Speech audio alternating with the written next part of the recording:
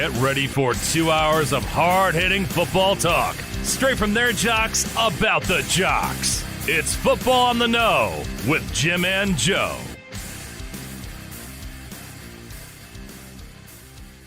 All right, what's going on, everybody? Welcome once again to another episode of Football on the Know. I am Jim McPhee, alongside of me is Mr. Joe Decapitation. What's going on, know-it-alls? Welcome back for another edition of Football on the Know Show. We are ready to go. I know, and we are in the second part of the season. I'm jacked up because guess what? We don't know what's going on in the NFL week to week because every single week there's always a surprise. It's one of these games that we are absolutely positively sure it's a lock, right?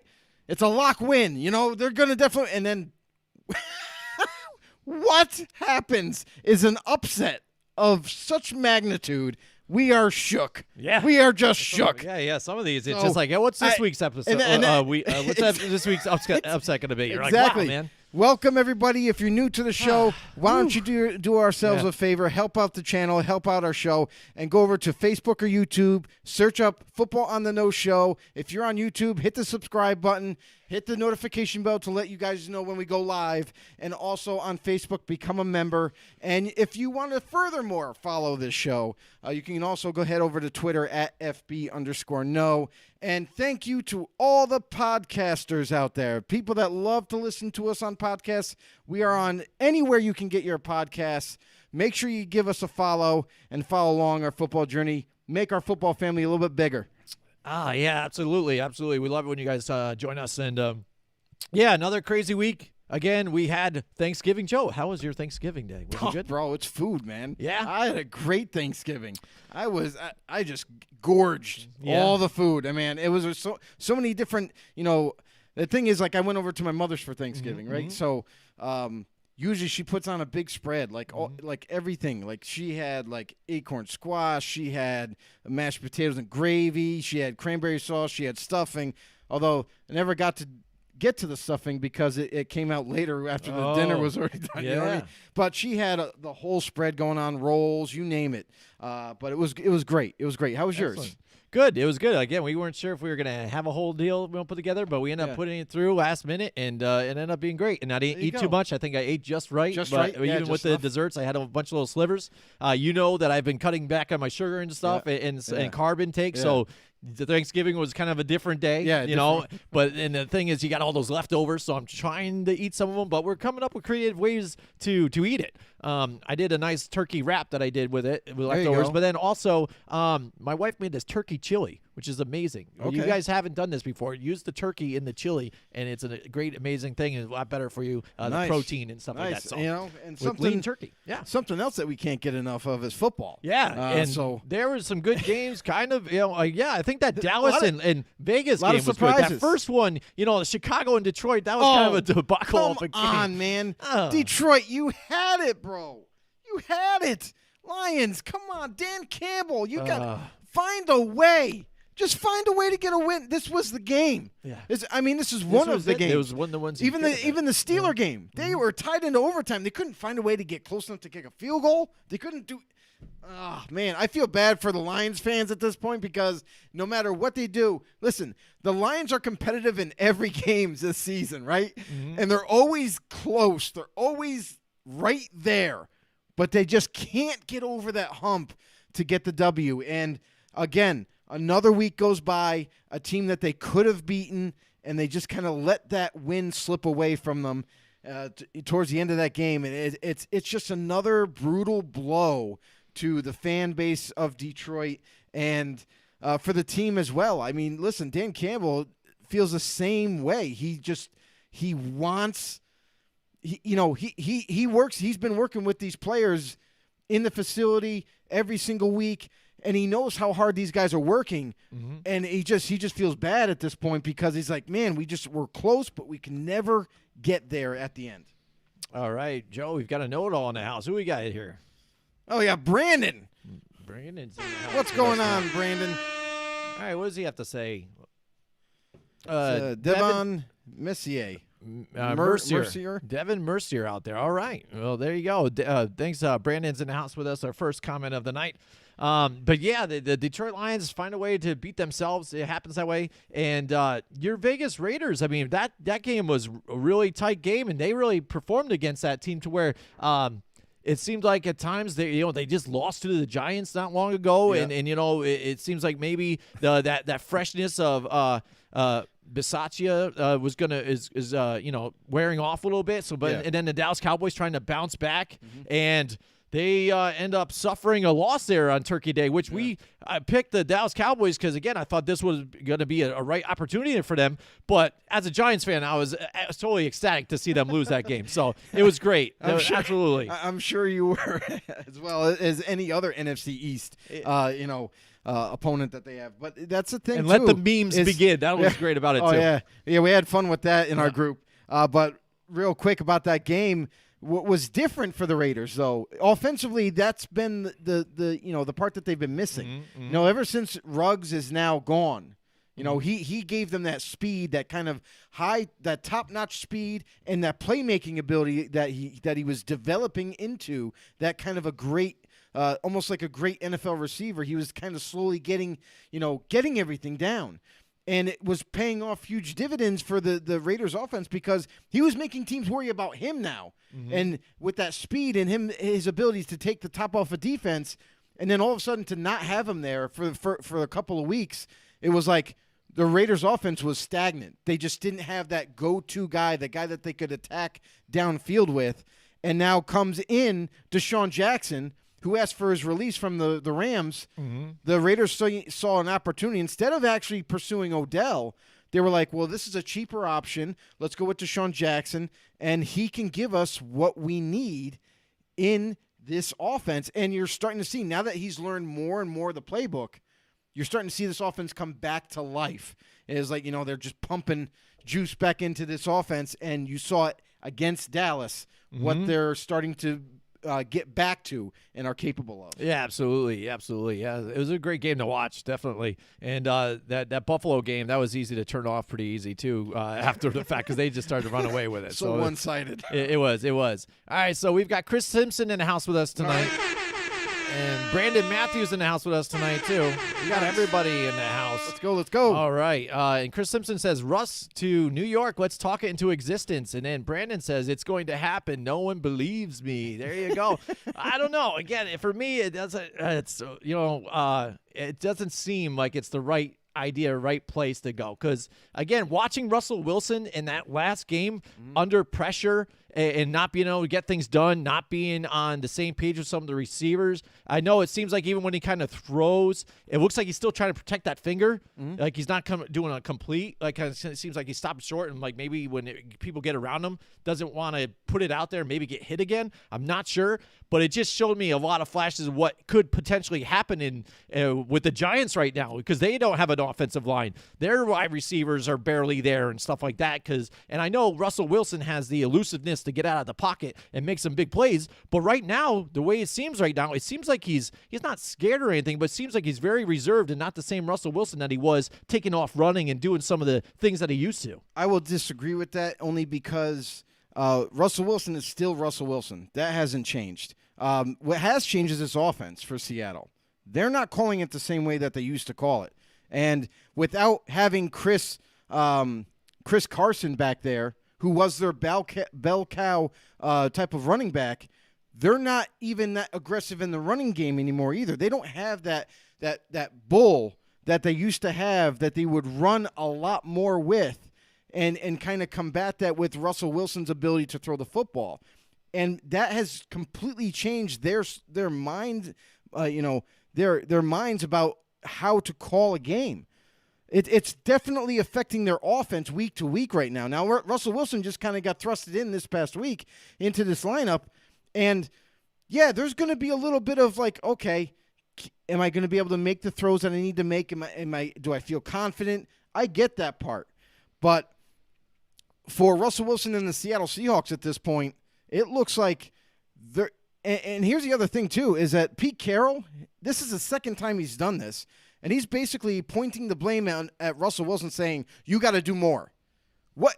The guy has been the backbone of this organization for years. And now you're starting to point the finger at him and say, oh, well, you got to do more. It's not the team. It's just you. You got to play better. You got to do it. No. Russell Wilson has been doing this his whole career.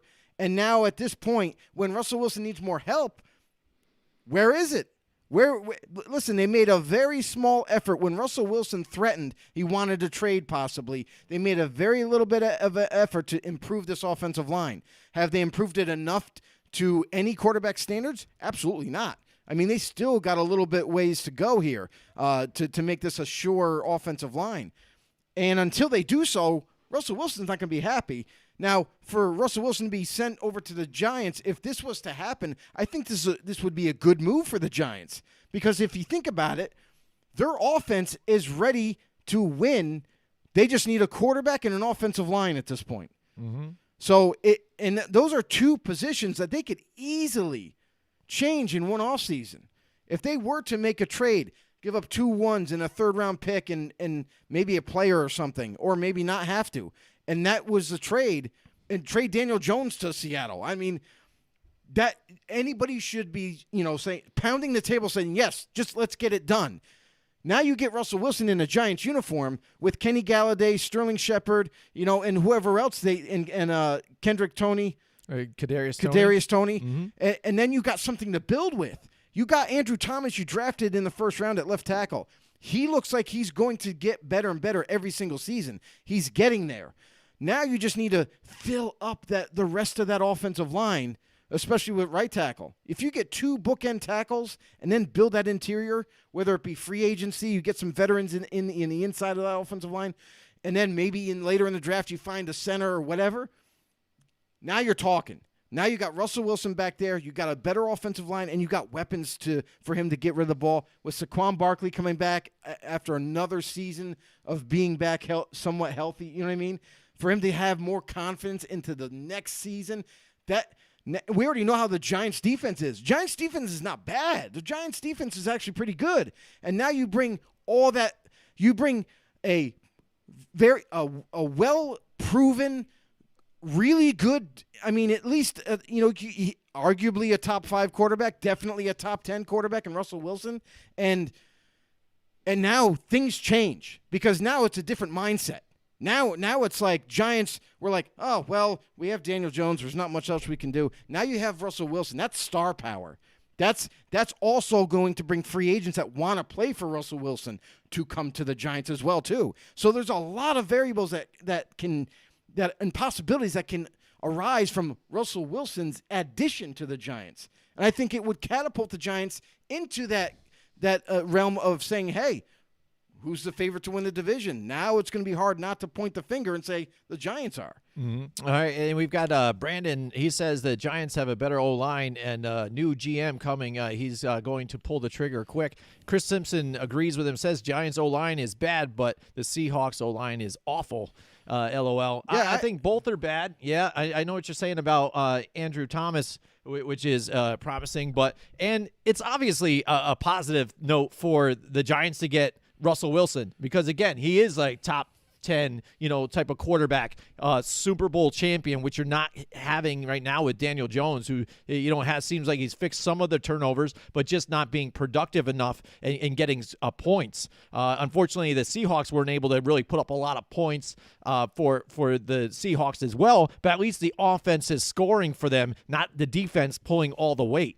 And I understand, yes, it's nice to match Russell Wilson with Saquon Barkley and Kenny Galladay, and then you've got that defense there. The defense, I think, is better than what the Seattle Seahawks defense is right now, too, as well. Definitely. You're lacking that pass rush, too, which is the same as with the Seahawks.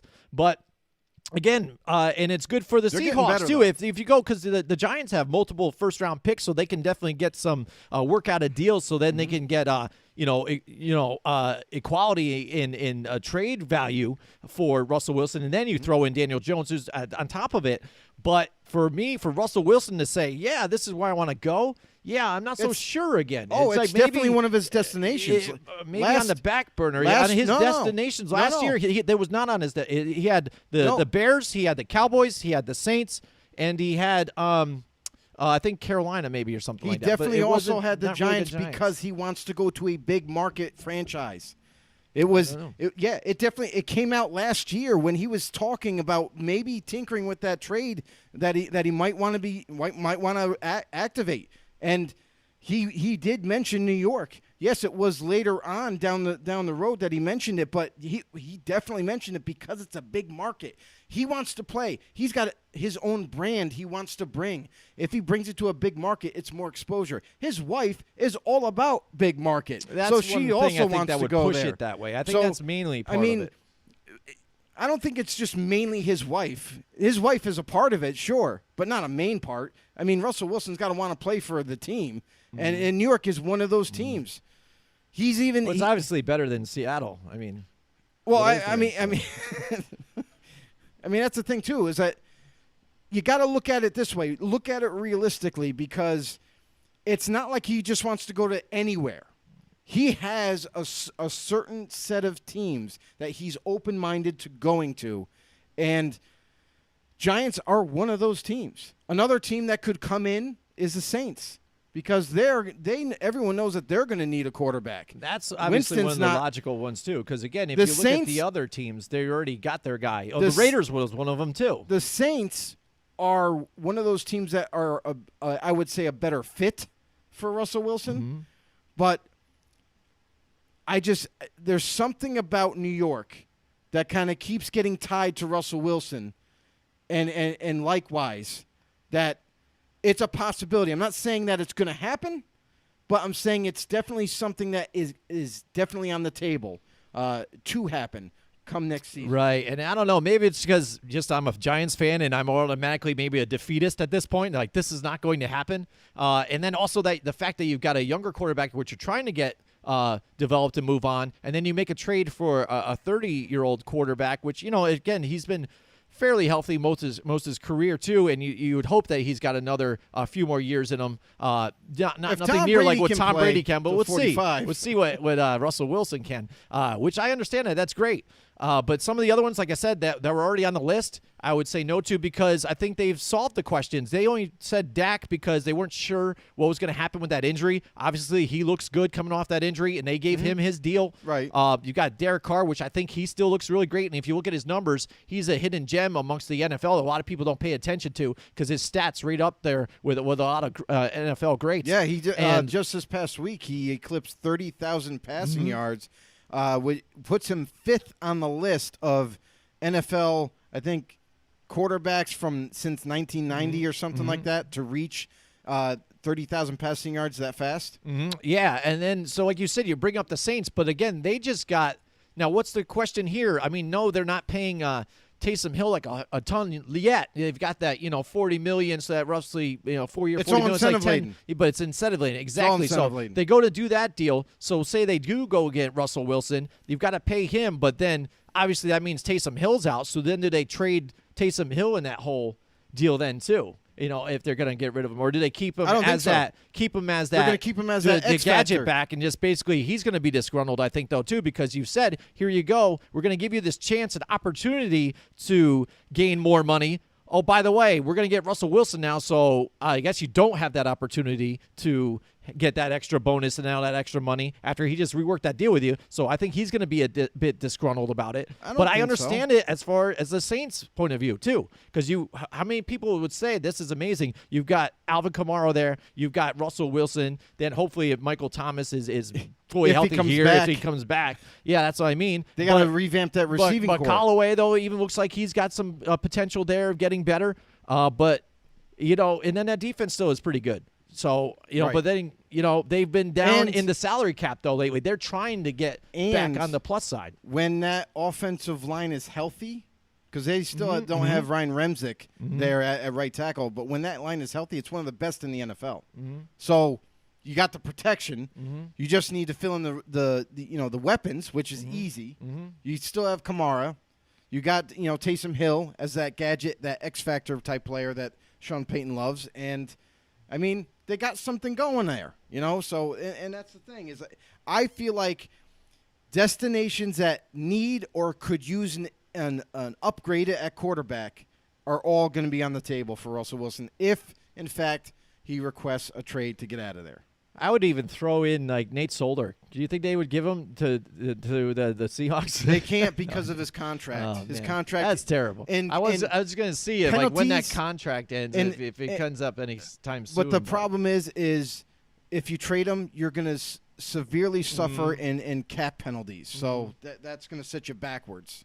Yeah. So I just want to see when that ends. So hopefully maybe it will pretty soon, and then we can just drop that off the mix. Because that's the problem, too, is the Giants don't have a whole lot of salary cap either. Teams so can you make have it to try work, and though. make it work. Yeah, but I mean, what are you going to do? What else do you have in value that you can drop off? You renegotiate contracts. Besides Nate Solder. And he already just renegotiated Hey, his Washington did it before. They renegotiated like 6-7 contracts, all signing bonus money, and then converted in the cap Some numbers people are were talking like about $2 Washington million. potentially being a landing spot here for What's Russell that? Wilson. Washington football team. But it's a how much possibility. do they believe in Heineke now? If you could still get even Heineke, that's the thing. If they start to win here like they've been and take this and really press the Dallas Cowboys for this division, then that's even it's encouraging. It's encouraging for Heineke and them to say maybe we got this guy and we've got him on the cheap right now before we have to pay a quarterback. That's the best type of situation. That's why the Seahawks were able to win the Super Bowl. They had Russell Wilson on the cheap still and a lot of young talent and make that push early. And then when they started to get some of those bigger contracts and things like that, that's when they had to try and rearrange things and shift along. I think that's what the Washington football would like to do right now. It's funny about Seattle, like you just mentioned about their formula for winning a chip and everything, but that team was mostly defense. It was the reason why they won that game. You look back at that offense, and it was kind of the same offense that they're running now, different personnel, but kind of the same thing. You had Doug Baldwin, who was their go-to guy, and then they had their second guy in Tyler Lynch Lockett. too, which he had a good running game, which they still have a decent running game now, not so much with some of the injuries, right. But they know how to run the ball, though, too, as well. But their offensive line was terrible back then, too. It wasn't even good. So, yeah, I mean, it's not as bad as now. I'm telling you right now, that offensive line wasn't that good either. So, I mean, it's a very similar offense already. I would say this. I would say DK Metcalf and Tyler Lockett together are better than Doug Baldwin and well, they even had Lockett there before. Lockett, I think, was there a little bit. But that's what I mean. It's a little bit different, but at the same time, it's kind of the same formula on how they won games. It's just the defensive side of the ball is not up to that elite status like they once were when they had all those big-time names. So, I mean, they had David Moore, I think, before then, too, back then. That's what it was. Yep. He was another guy. He was underrated, too. Who knows? I mean, what else is there out there? I mean, there's even talks that potentially Carolina, because, Carolina might be a spot because now they are reverting to P.J. Walker again now after the whole quick Cam Newton experiment now. Cam's back in. Since when? They say he's going to be starting this week. I heard they were going to P.J. Walker now. They only went to P.J. Walker last week. No, I heard that, but I heard now moving forward they're going to go with P.J. again. That's a terrible decision if that's true. I don't know again, but that's the funny thing. I mean, that's the about thing this situation with Cam Newton. Listen, they benched him because this ain't working. That we're just going to bench him or whatever. And then later on this week, maybe a day or two ago, they already announced like Cam Newton was going to be coming back, definitely going to be the starter. So I don't know what the discrepancy is. Yeah. Maybe there's mixing reports about that, but I think it would be absolutely asinine because they already know what P.J. Walker is. They already know what right? P.J. Walker's not the answer and can't make big plays. Cam's ceiling is higher than that. You know what I mean? But I mean, in his lows are about as low as they are right now. When Cam came in and started to grasp that offense, for 2 weeks he was actually playing pretty darn well in this offense and was lighting other teams up. And then just this past week he struggled big time, and that's because Cam cannot play from behind. You cannot ask Cam Newton to bring your team back and throw the football 50, 60 times to come back and score 3 touchdowns in a row to get back into the game. All right, Paul Matty's in the house with us tonight. He says, what's up? He didn't say hi from Florida this week.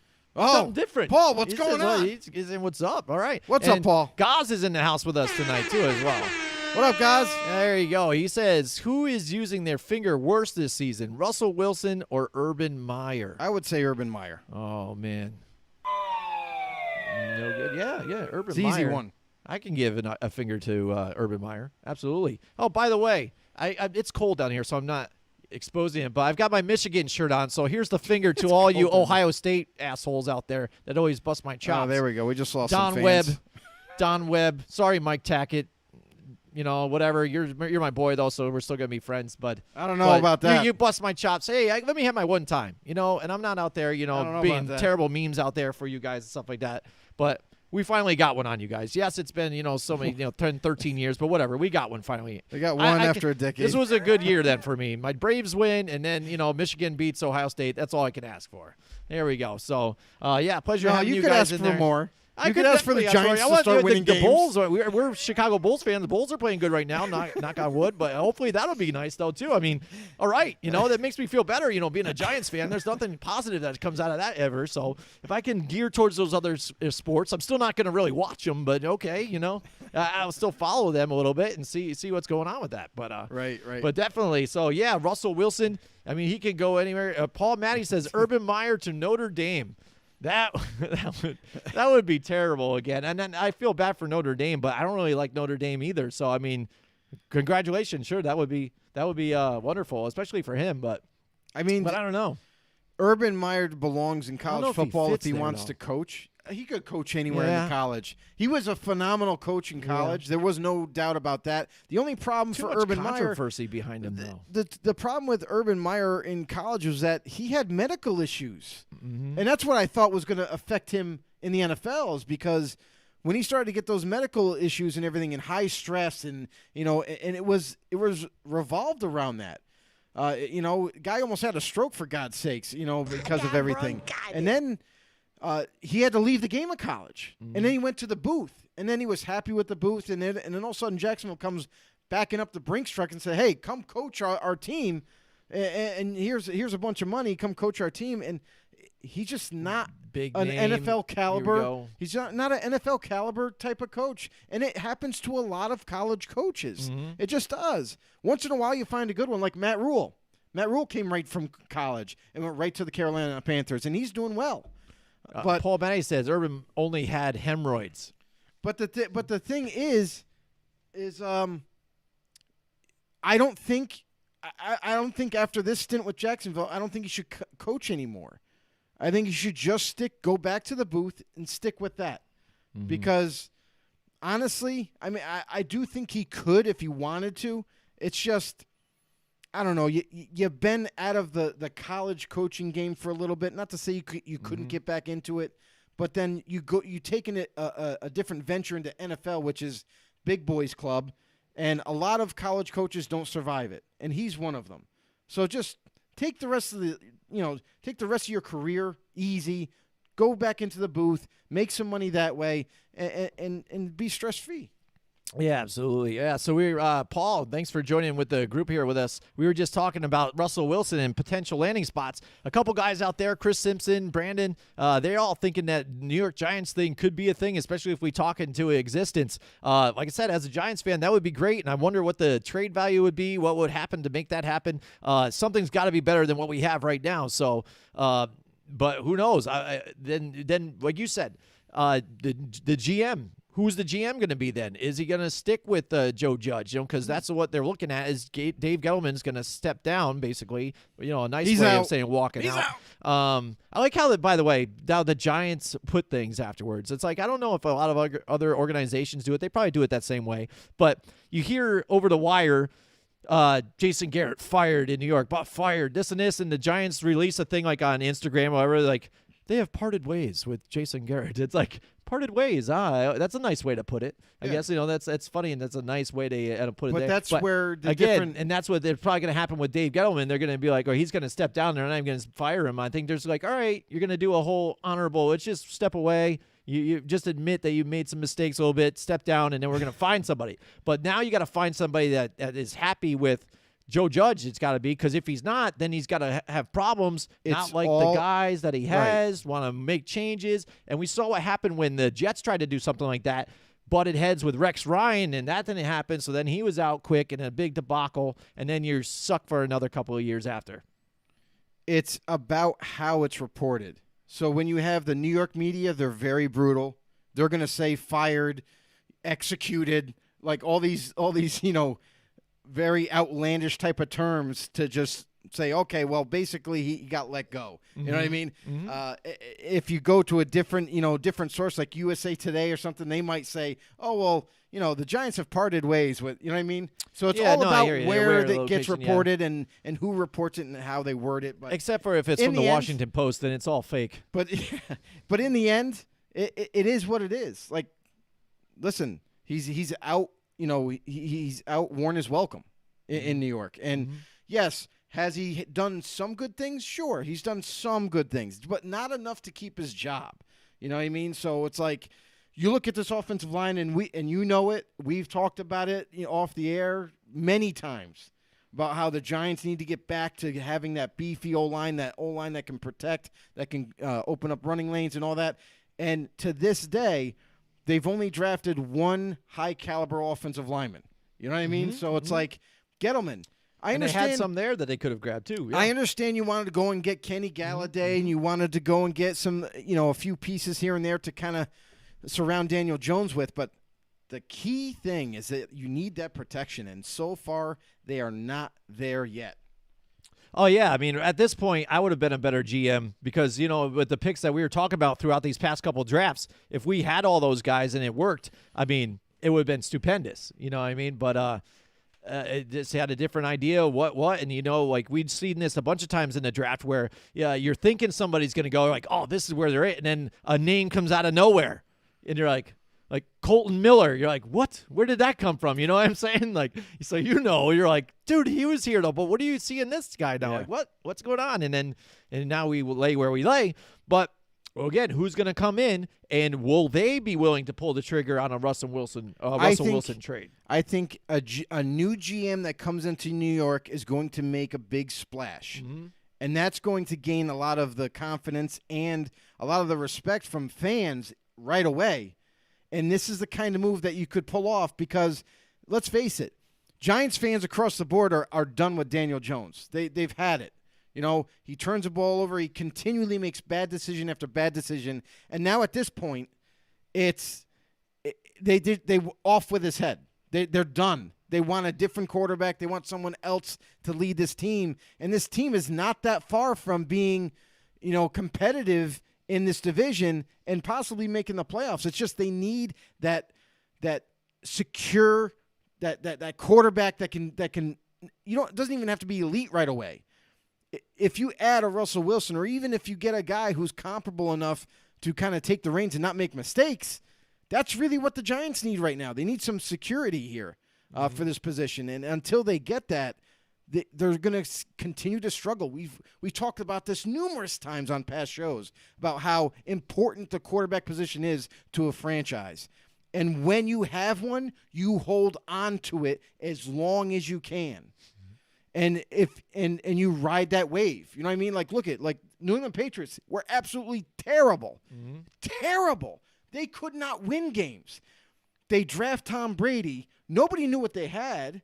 And then they developed him, and then all of a sudden, that team started to they added their pieces slowly but surely, and that team in a couple years' time started to win some games, and then they won more games the following year, and then they just became this juggernaut of an organization.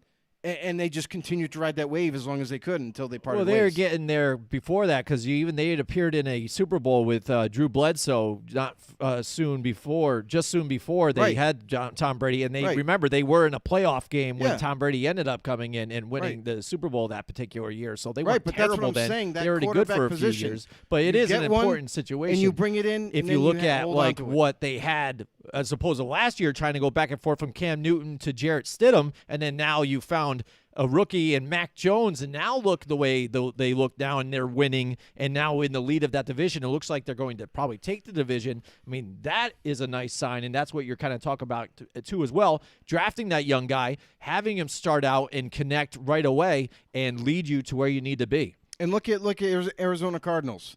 When they drafted Josh Rosen, they thought he was going to be their guy, and then they got a new coaching staff, a new regime comes in. They're like, he doesn't really fit my offensive just system. Pulled the trigger like that. He doesn't really fit my offensive system. I want this kid. If he comes out in the draft, I want him.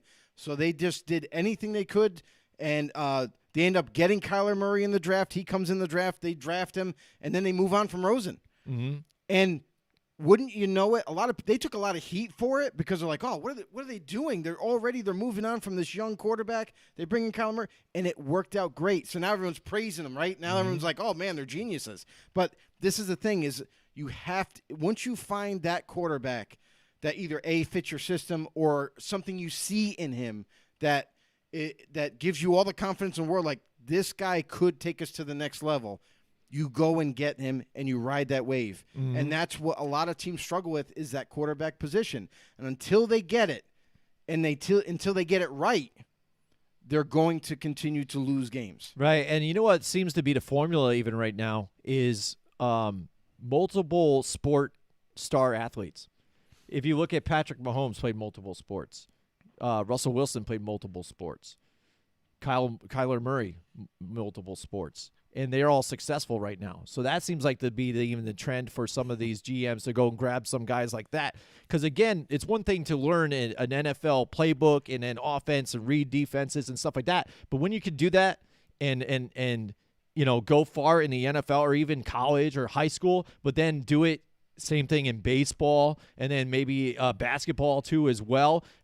Be productive in all sports, not just one. I mean, that shows how smart you are too as well, and make the right decisions. And I think that's what some of these GMs are looking to as well.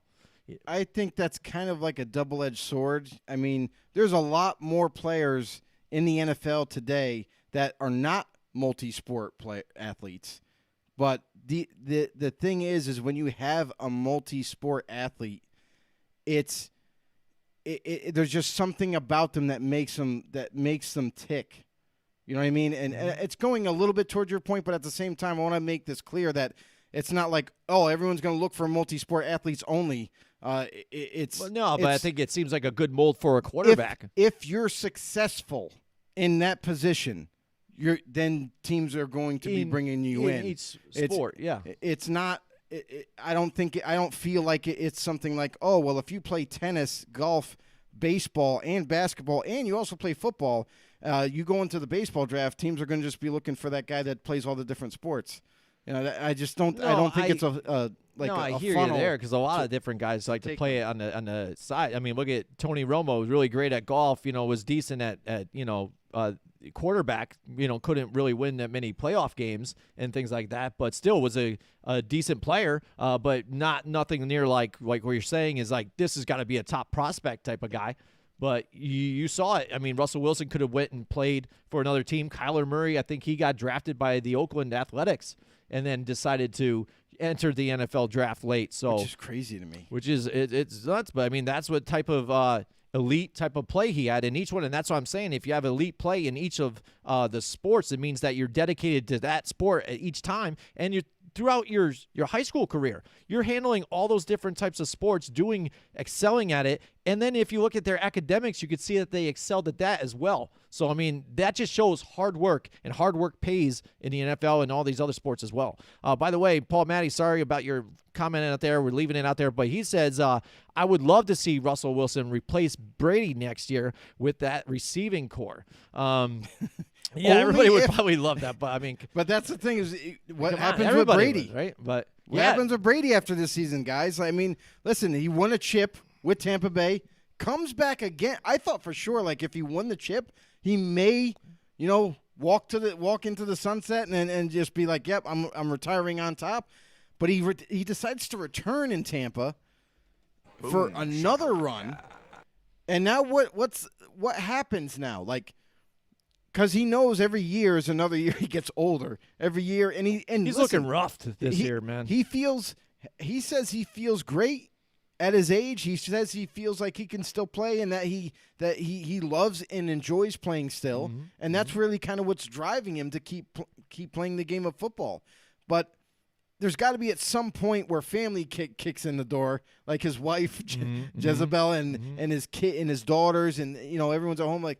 when are you going to stay home? You know what I mean? When are you going to come home? Yeah, because she handles a lot of the. I mean, she's a successful, person model, too as well, in what she does too, and clothing lines and stuff. But she also handles all the kids most of the time. You've heard her vocally out there complain about it. Yeah. So I mean, he needs to handle some of that too as well. But so if Brady is done after this year, like Paul just said too as well, in his opinion, he thinks he's done this year. If that's the case, win, lose, or draw. And that now you have a team that's already ready for winning right now, and a fairly young team at that. You just need another quarterback to plug in, and that could be another destination where Russell Wilson could potentially think about.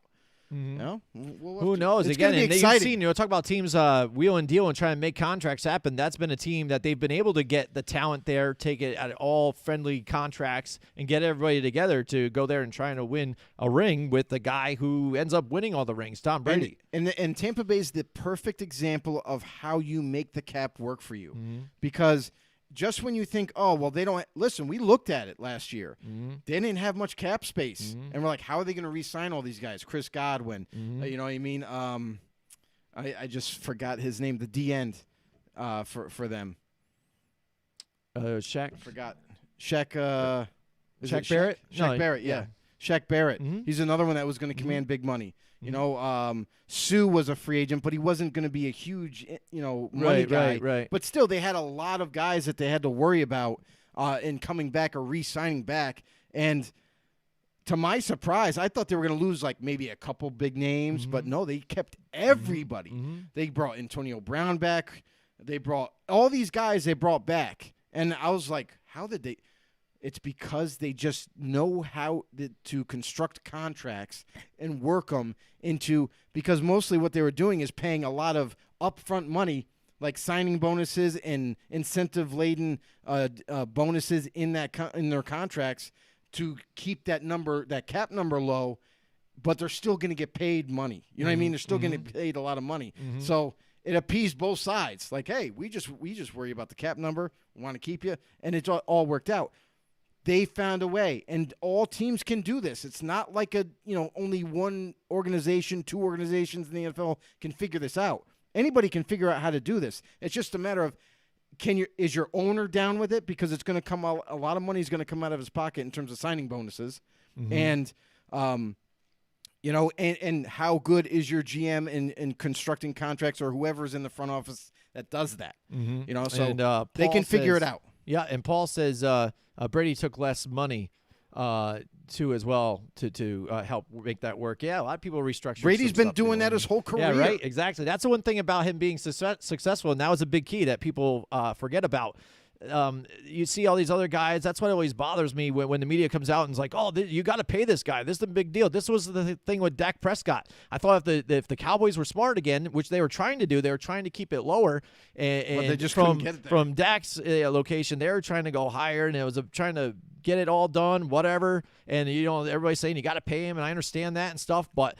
You see what the Patriots did. They had the model of it all. Find guys that would play hard, do well at your position, and work together as a team. And it ended up working and Brady took less money, all the time. He even restructured his contract to take less money the one year to try and re-sign Wes Welker, and then the Patriots went ahead and got rid of Wes Welker anyways. Traded him away. Yeah, and I thought that was going to be when Tom Brady's like, well, F you guys, and I just did this just for that. Yeah. And you got rid of him anyways, but stuck around and kept it going. And the fact that they have the man in the arena and everything that they're doing every week, which really sickens me. It makes me want to throw up in my mouth. But it just shows me now. It seems like they're doing the swan song and the last hurrah for him this year too as well. Like they already had an inside when they decided to do this thing and said, Tom, you're probably going to hang up after this year, right? Like, let's just go. Let's do this. We'll give you this. And then every week whenever he comes on, it's got to be some kind of momentous moment that they bring up. Remember back when Tom Brady did this and all this and we have to relive it over and over again. And it just gets on my nerves. Yeah, it's just I'm done with the story, with Tom Brady. And I hope, he's done after this year. That would change up some things too. Well, thinking about being done, we all there's a really strong possibility, almost a certainty, that Aaron Rodgers is done in Green Bay after this season. He moved on. He redid his contract. He said, I'm not coming back to play for Green Bay unless you guys make some changes. They go out, they pull off a move for, Randall Cobb. Randall Cobb was the big move. His one of his favorite targets from yesteryear, and bring him back to Green Bay. And they also redid his contract and made it to where they cannot tag him at the end of the season. So that means that Aaron Rodgers is going to be a free agent. Now, there's nothing to say that he can't, decide to come back to Green Bay and maybe do a new deal. But all indications are pointing that he is ready and is willing to go and see what is going to be out there for the open market for Aaron Rodgers. A lot of teams, listen, we already mentioned a couple of them that could be looking for quarterbacks. I mean, hell, we'll just throw New York into that list too. Maybe New York would be interested in bringing Rodgers up there. Maybe the Saints are going to be interested in Rodgers, bringing his services down south. And again, Tampa Bay, that's another one. Houston, but I don't see him wanting to go there. But Rodgers, what's he going to do next season? So, listen, we all know that he's kind of fed up with that organization, with the GM mostly, about him asking constantly, time and time again, I need help. Give me some more weapons. I know I have Devontae, but I need someone opposite side of him to take that pressure off where I can distribute the football as needed. And to this point, what did they do to Aaron Rodgers? Well, first they had a first-round pick, and they decided to go with what looked like in Jordan Love, what looked like his replacement. They drafted another quarterback. Well, that doesn't really help me. It helps you guys maybe down the road, but it doesn't help me. And then in the second round, they drafted another running back besides already having Aaron Jones. Mm-hmm. And it's like, wait, guys, what's going on? What? I asked you for help. You give me two positions that we already have. Mm-hmm. So that's where he kind of got frustrated, and he was like, well, this GM clearly doesn't know what he's doing, doesn't want to help me. I'm getting frustrated. I want out of here. Mm-hmm. To, okay, I'll come back. I'll play for the rest of this season. I'm a free agent after this is all said and done. And now it's going to be interesting because Denver Broncos were interested in Aaron Jones too, and possibly trading for him. There was a few teams that were kind of, it was a little lukewarm at best for interest because they really weren't sure if Green Bay was serious enough to trade him, which we found out they never were. Yeah. And now that Aaron Rodgers has his freedom, guy can choose really wherever he wants to go. Obviously, he's going to want to go to maybe the best, the best team that not only fits what he's looking for in terms of weapons to be able to throw to, a halfway decent offensive line, But, he's going to get his pick of the lottery for sure. Right, and that's the thing. When you talk about Aaron Rodgers, he's one of the top quarterbacks ever to play, really, at this point. Because, again, look at his QBR throughout his career. It's amazing.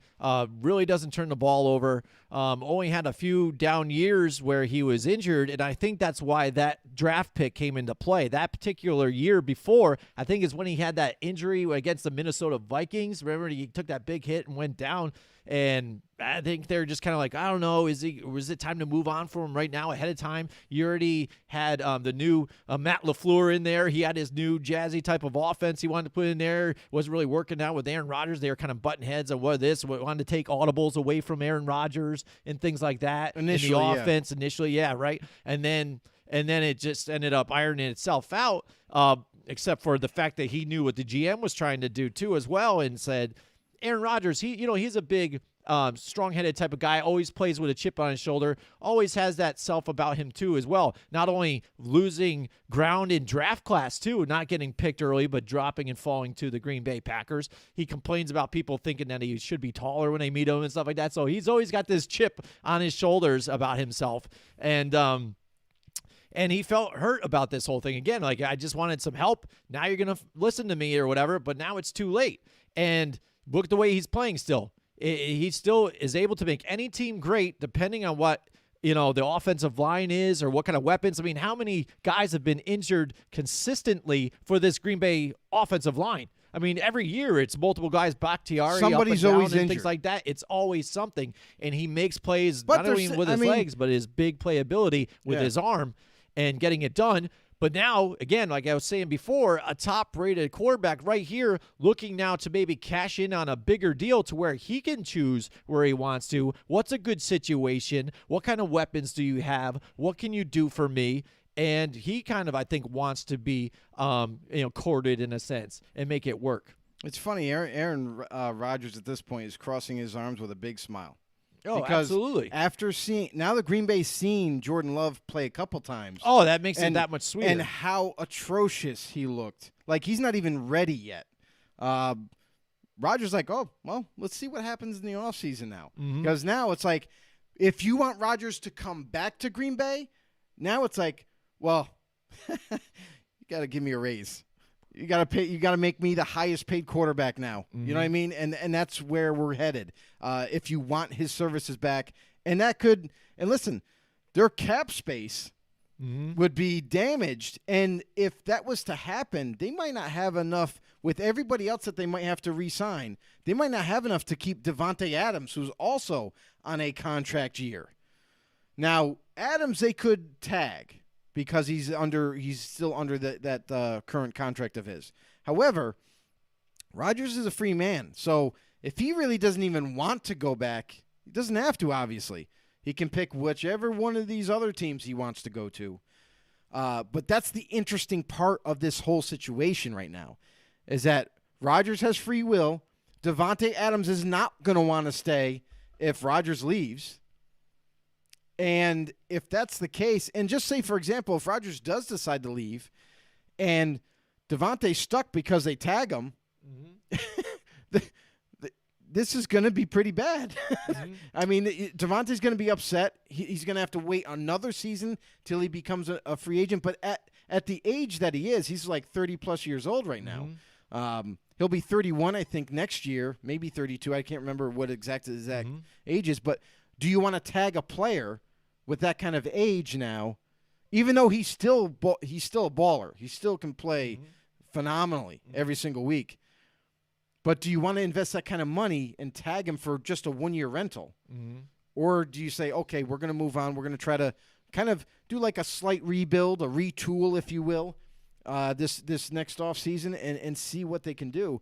But I think that, there's some darker days ahead for Green Bay. Yeah, absolutely. And some people said, winning, say they do go and win the champion this year, the championship, that maybe meant some things like, hey, we could still win now. Look, if we just did this. But I think bridges are burned and things like that. And like I was saying before, I think Aaron Rodgers now even needs to look and find a place that fits for him, because I think legacy is a big thing to him as well. He's not going to be able to catch anybody like Tom Brady and stuff like that, but guys that have that legacy, Peyton Manning needed one more ring too as well under his belt. I think him just stuck with that one ring. I think he wants more and be able to finish strong with something like that. Of course, because that's the end result. Everybody wants to win more championships, but Aaron Rodgers, he's 37.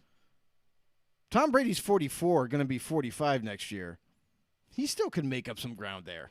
I mean, a little bit, but even with the long hair though and that beard though, he looks a lot rougher now though, don't he? He's looking closer to that type of hippie. But he fits that hippie on the freaking State Farm commercials really well, right? But I'll say this real quick about Rodgers is, I'm sorry, but I think Rodgers still is the best quarterback in the league. I have him there because I'll tell you right now. Yeah.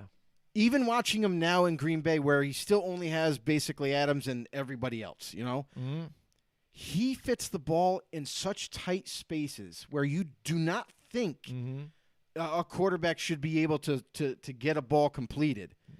And it's almost like he's standing over the receiver and just drops it in. It's absolutely freaking amazing how accurate and a phenomenal arm talent that he is. Smart quarterback, is mobile enough, and makes literally any throw you can imagine. Yeah, absolutely. We've got Mike Tackett in the house with us tonight. What's going on, Mike? He says, happy birthday, Eve. I did see that. I got the notifications on my Facebook. That's right, Mike. We'll be sending you a happy birthday. You have balls. I like balls. And I like Mike Tackett. And happy birthday to Mike Tackett out there. It's his birthday, Eve. He's been enjoying A-Rod's last ride, he says, and he goes, and hope he takes Adams with him. How about that? They deserve to be successful together. But damn, this is fun. Brian G needs to go. Yeah. There you go. And Aaron Rodgers agrees. Yeah. Hey, I mean, what has he really done as a GM? Yeah. Yeah, absolutely. Then he's got his picks right here. He went 10-4, making me 111 and 67 and 1 on the year. So there you go. Way better than me. He did well. Yeah, 1 better or 2. Yeah, 2 better than you. But he did good that last week. It was nice. So we're getting close here. I gained 1 more. 1 on Joe. If the what freaking game was that? The 49ers, was it? Which one was it? It was, oh, man, what one? The Denver game. If the Chargers were able to win that game, I could have got my 3 back on you within that 1 week. But Denver, it would have been amazing. But when just you like go that, into Denver, that's why I picked Denver. Is because they were going to Denver. Yeah. And it's a tough place to play. It really is. It is. But, I mean, I think even Justin Herbert shot himself in the foot too many times in that game. But we'll get to your picks in a little bit, Mike. When we don't go to our pick segment, he says the cloud over Rodgers' head is that he has as many NFC championships as Rex Grossman. And then Brandon says, we will take them in San Fran. There you go. And then some people are talking about that now, too. That's another situation that's been popping up. As far as Rex Grossman, I think some of these people don't even know who Rex Grossman is, especially these younger guys. They don't remember seeing him in the Super Bowl against Peyton Manning. That's kind of tarnished, I think, Peyton Manning's legacy in a sense, of championships. I already know Peyton Manning's great, and everybody should already know that. You know what I mean? But they end up playing Rex Grossman in the Chicago Bears in that Super Bowl, and it's kind of like, it's not really that great. Their defense was great, special teams with, Devin Hester, but again, Peyton Manning taking care of business. Something that I'll say about that comment, we'll take them in San Fran. Now, last year, there was rumors of that happening, like maybe Niners can go ahead and pull off a trade for Rodgers. Seemed like they were on the horn, which would have been okay. Mm-hmm. But now I feel like since they invested in the draft with Trey Lance, they've already kind of crowned the next starter for the Niners.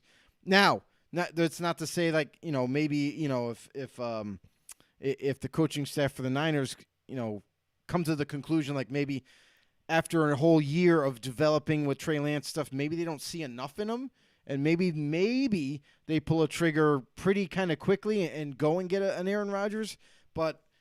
Because they made that big investment, that was a huge investment to go out and get that quarterback that high, and obviously they believe enough in Trey Lance with that draft pick that is going to be their guy. You know what I mean? Mm-hmm. I don't see him going anywhere. I don't see them moving on from him, and they're going to stick with him for the next couple to 3 to 4 years and see what he can do. Brandon says here, I think he means about Trey Lance, he can watch the magician work. That's true, but that's the thing, is that investment, they're kind of taking themselves out of that race for Rodgers. I don't see it happening because of that investment in Trey Lance right now, as a rookie stage right now that he's in. I don't think they're going to rush to the conclusion of saying, "Oh, well, we can get Rodgers and he'll just learn behind Rodgers for the next 2, 3, 4, 5 years." You know what I mean? So by the time he sees the field, you know what I mean. He's already going to be like, mid-20s, late 20s or something, and before he even gets to start, I don't see that happening. And the fact that they're saying now, it's coming out, Ian Rappaport even today said that now it's pretty much official that the 49ers had said they're going to be going forward with Trey Lance, and Jimmy G would probably be officially on the trading block. So now there's teams when it's going to be happening. You know what I mean? Like, well, at the end of the season, I think is when they're going to go. And hey, Brandon, can you do me a favor? Because I know he's a Niners fan. Mm-hmm. How much? How many years are left on Jimmy G's contract? Because I know it's getting close. It's got to be close. By the way, on my Nate Solder thing, when I looked it up, he's a free agent next year. Nate Solder. So Nate Solder for the Giants, so his contract's off the book after this season. Yeah. So that would help out big. So if you guys are talking about that Russell Wilson situation, that helps out big too for them not having Nate Solder there, and then maybe they can even grab another tackle in the that move right there is probably why Dave Gettleman's out. Yeah. Oh, yeah. That one alone. I know. A man can dream, I think is what he's saying. He's like, bad move, I think. With going forward with Trey Lance and trading. Yeah. Again, but I can't. You got to, I understand, like, especially as a fan of your own team. Talking about I know it was 5 years. Really? It's that long? So Jimmy G's going to be with the Niners for 5 years? 5 years. I know it was right here. I'm looking up right now. He's 30 right now, by the way. So his contract is up in 2022 is his last year. So next year is his last year. So he's on his last year. Oh, okay. As far as I've seen right here, he says 2024, but I'm looking at a good source right here, by the way, overthecap.com. It says here 2022. All right. So, I mean, if that is official and accurate, then there's nothing to worry about. Then it is. Jimmy G is going to be gone. But they'll be paying him $24 million next year. So that'd be like a lot of dead money. But, I mean, 25.6 dead money. If they cut him? If they cut him. So when's his last year? Next year, he's 31. After next year. Season. After the end of next season, he's a free agent. So his last year is this coming season, 2022. Do me a favor. So what is that set at? Is that he was on over the cap? I don't know. I'm looking at it right now. That's weird. Is that pre-June cut or is that post-June first cut? This is cut pre-June. So look at post and see if it changes. Post, so then it's at the post-June. All right. But yeah, I mean that makes sense. Now it's like, okay, Jimmy G will be the veteran backup until his contract is over with, or maybe they renegotiate that contract to make it cap friendly enough for them to even release him. Or maybe they pull off a trade next year. February 8th, 2019. Hey, I know who's interested. Bill Belichick would love to have him back. Yeah, interesting. Huh. Yeah, that's interesting. It shows that he's on over the cap here, and I'm looking at it here. And it says, I don't know. Yeah, it says his contract Brandon. 2018 to 2022. I don't know. Trade him to the Saints, he says. Trade him to the Saints. I don't think it's a good fit. I don't think it's a good fit. That's the thing about trying to find fits for Jimmy G. Because Jimmy G is that. Listen, because here's the thing: Jimmy G is good for that. I don't want to say the Patriots offense but it's very similar. It's that short game, that short to intermediate game, an offense that can get the ball out of his hands quickly. You know what I mean, and just kind of nitpick down the field. That's the kind of offense that he thrives in. Right. He's not the type of guy that's going to drop back, wait 5 seconds, okay, then chuck it up deep. You know what I mean? He's not that type of guy.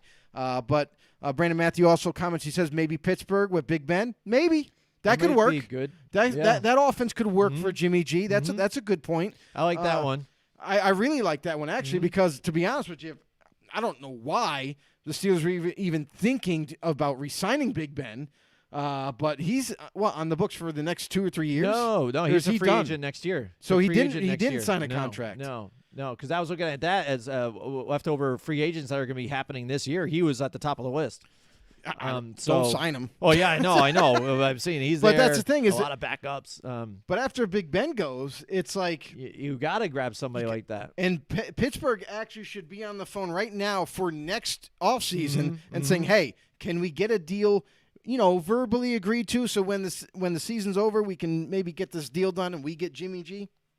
Yeah, I think that's a good investment for them, absolutely. Because again, I don't think he's a game changer. Maybe that's Big Ben elevate your team, but definitely better. Now the possibilities are in. Point. I'll tell you right now, I think this is going to be the craziest quarterback carousel in 2022 because a lot of things are going to be changing. And if Big Ben is a free agent, in fact, he could go to maybe Denver Broncos. Maybe they pick him up on the cheap.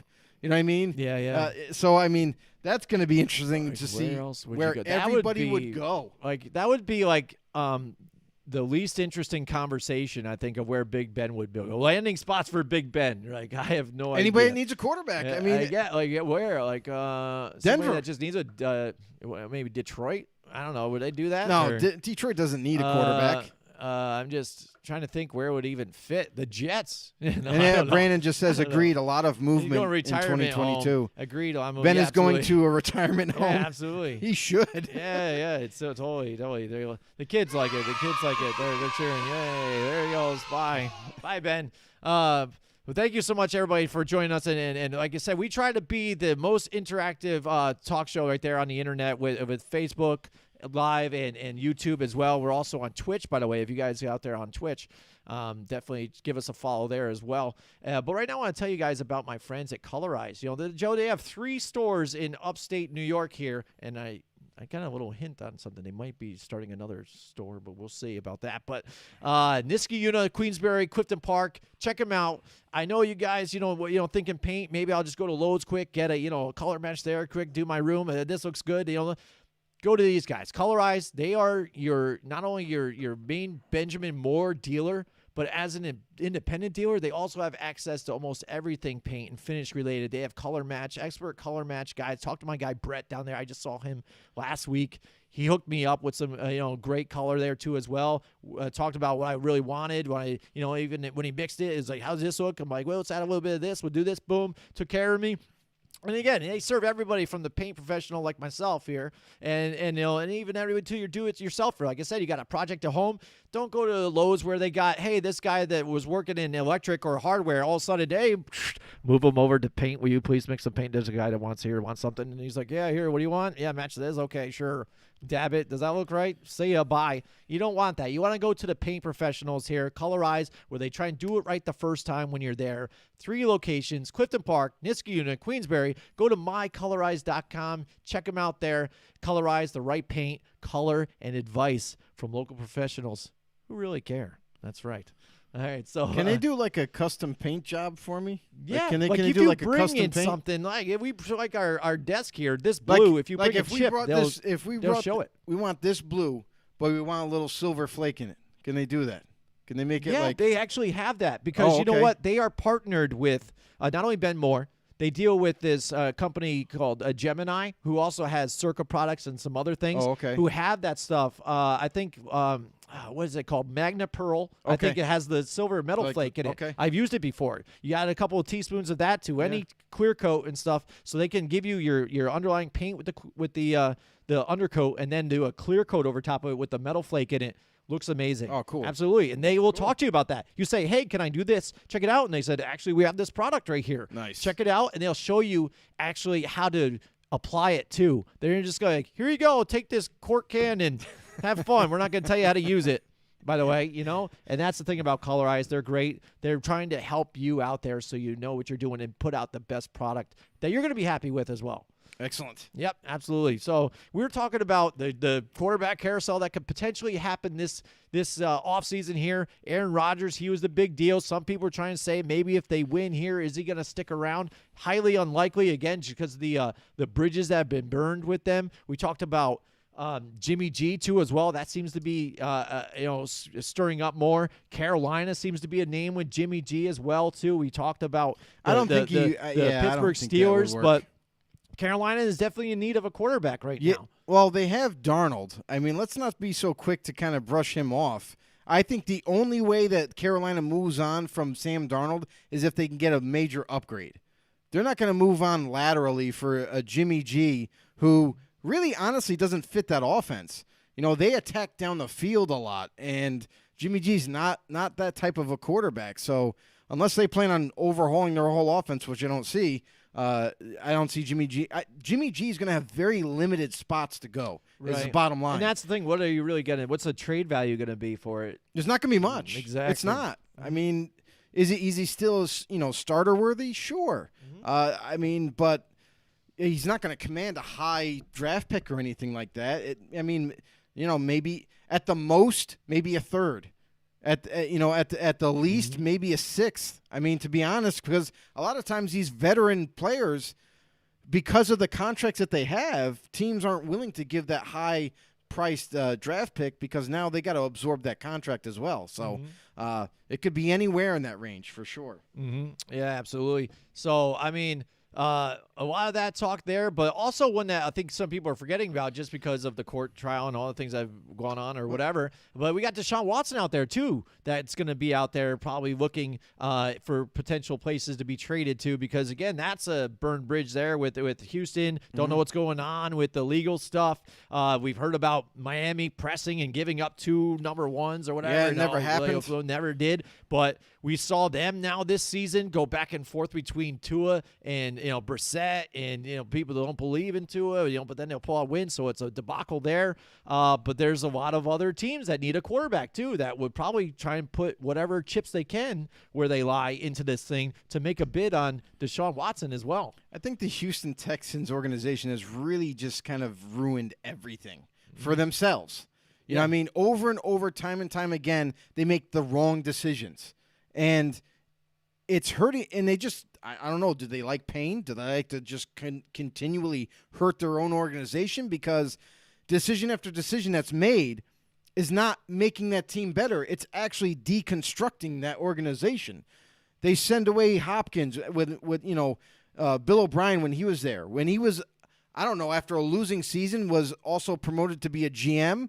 And after he had that power, he traded away a guy he just didn't like and didn't get along with, in DeAndre Hopkins, who just happened to be one of the best receivers in the game, and traded him away for a bag of peanuts and a running back who's always injured.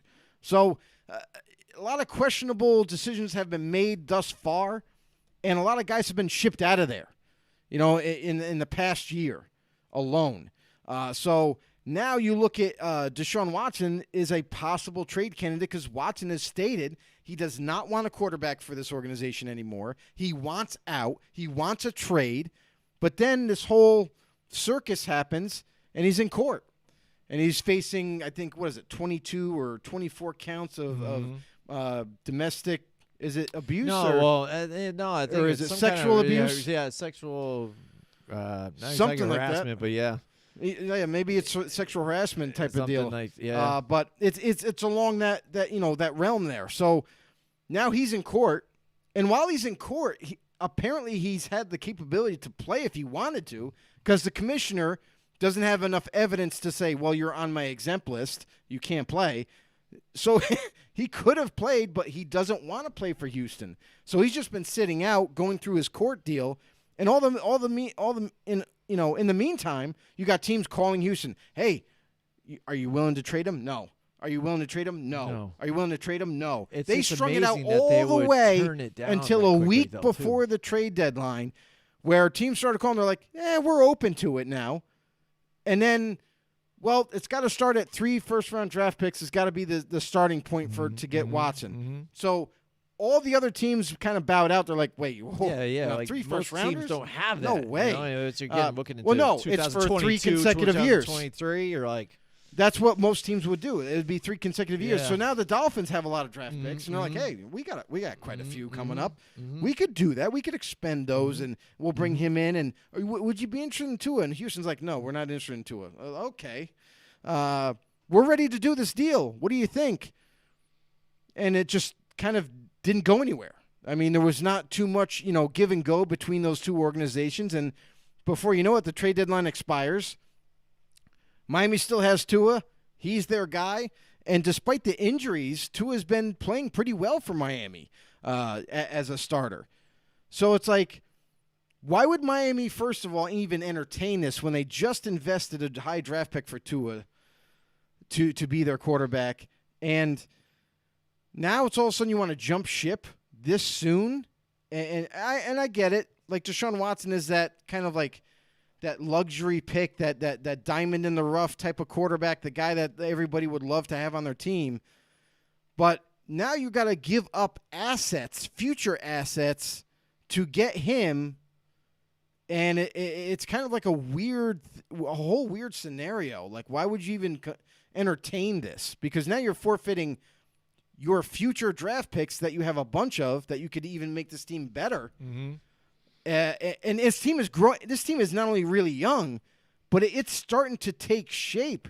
You go through another successful offseason, and wow, this Miami team could grow together and become really dangerous down the stretch. So for Deshaun Watson and what could possibly be happening to him, like, listen, this is not. And we've heard from many reports, out of NFL circles that Watson is in no shape or form where he's going to be traded. A lot of people were saying that before the trade deadline, came and went. Mm-hmm. But now that it's gone and he never got traded, now it's like, now you look towards the next offseason. That's when that's going to happen now because, one, he's got to get through this court process, We got to get a decision made. If he's guilty, then the NFL is going to step in, and who knows how long his suspension is going to be. Now, do you really want to trade for a quarterback that's going to be suspended for, who knows, 8 games, 12 games, maybe a year? Or is it going to be like he's not guilty, he comes back, the NFL's like, okay, well, he's not guilty, we can't really suspend him. Now you're going to get teams involved in for this whole like flexing of the muscles of draft picks and trying to get Deshaun Watson. If you're a quarterback needy team right now, and that is the one thing you need to become competitive, to become, one of those teams in the race next year, then you pull this deal off. Then you go ahead and be like, all right, we're going to forfeit the future. We're just going to send them what they want. We're going to get Watson, and we're going to be happy. But this is a very tricky situation. I for one, if I'm a GM and I really want Watson, it's going to be really hard for me to give up more than 2 first-rounders for this guy. To give up 3 first-rounders, that is a lot of investing into one player. I understand he's proven, but it's like, what could you possibly have done with that draft pick? You know what I mean? Later on. So this is an interesting thing of where this is going to take place, and what teams are going to stand in the front and say, we want him, we'll do whatever we need to get him, let's make this happen. Plus, he's got to be accepting of it, too, and where he goes. That's the one thing I think that's an outlying factor because, there's a lot of teams that could probably put up some stuff. If you look at the New York Giants, they've got 2 first-round picks this year, that are right now. If you look at the Bears, they're not playing so well, so potentially between their pick that they get from the Bears and then the Giants, which they're terrible right now, too, as well, those are 2 probably top 10 picks this year in the first round if they now put those in. And then maybe next year's, do you see maybe the Giants being a team that would throw their hat into that and go with a younger quarterback that's still in his prime in Deshaun Watson and not somebody like Russell Wilson that's older and that they don't have to give up so much draft pick compensation? For Watson? Would they go in on Watson instead of somebody like a Russell Wilson? No, because Russell Wilson wouldn't command as much. You're not going to have to give up. I understand that, but he's older then, too. If you can all of a sudden go in with Deshaun Watson, though, and still have him for many years, this past of what Russell Wilson will give you right now? The thing is Russell Wilson's going to play for a long time still. Like, he's only in his 30s. I get what you're saying. Deshaun Watson's 26 years old. He's got, another 10 years if he wanted to or more to play in this league, depending on health, obviously. But also, for Russell Wilson, he's what? What is he, 30 what? I think he's just 30 on the dot. He might 30 be on the dot? yeah. I think 30 on the dot, he's also got another 10 years. You know what I mean? So it's like, if you can get 10 years out of any one of these quarterbacks, but then it depends on leverage. It depends on how much you want to give up to get for Watson, or how much you want to give up for Russell Wilson. Russell Wilson is definitely not going to cost as much as Watson because he's young in his prime and already a proven quarterback after 4 seasons. So it comes to what you want to give up in draft picks and he's 33, players maybe. 33 actually. Yeah, so he's still got 10 years. Quarterbacks so now 43 maybe. Yeah, well, yeah. Okay, let's make knows? the argument. Aaron Rodgers, 37. I could easily see him playing until 44, 45, like Tom Brady.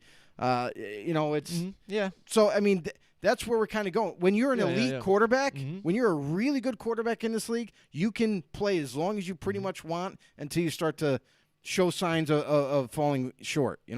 So in terms of compensation, it becomes that debate of, really, how much do you want to give up? Because Watson, it sounds like Houston doesn't want to give him up for anything less than 3 first-rounders. And it's got to be more than that. They're asking for 3 first-rounders to start, and then who knows how many more picks after that. Like, is it going to be 3 first-rounders and 3 second-rounders or something crazy like that?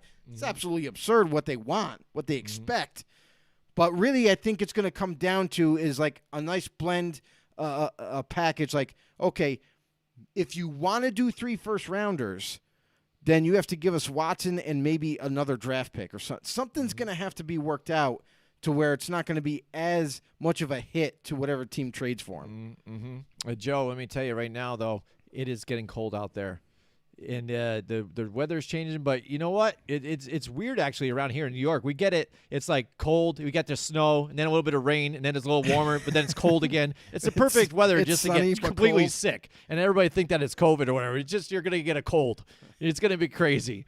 But why don't you tell everybody what's going on now here in upstate New York and with our buddies there at Johnstone Supply? Yeah, winter's almost here, everybody. I know it's a shocker to you all that are in the Northeast, but it's getting near. It's getting close. It's already here, basically. It is. But quick thing, about your homes and everything. Does your furnace need to be replaced? Do you need to change those filters in the furnace or something like that, or you just need some questions answered about how to best maintain your furnace or whatnot? Well, if you're looking to upgrade your heating system or just need those few things replaced, Johnstone Supply in Troy, New York are the guys to go see. They'll make sure that your home is ready. They're definitely going to take care of you for the colder months ahead. They're a family-owned and operated business for many years. Johnstone Supply in Troy, New York has been helping upstate New York residents and the Northeast for decades.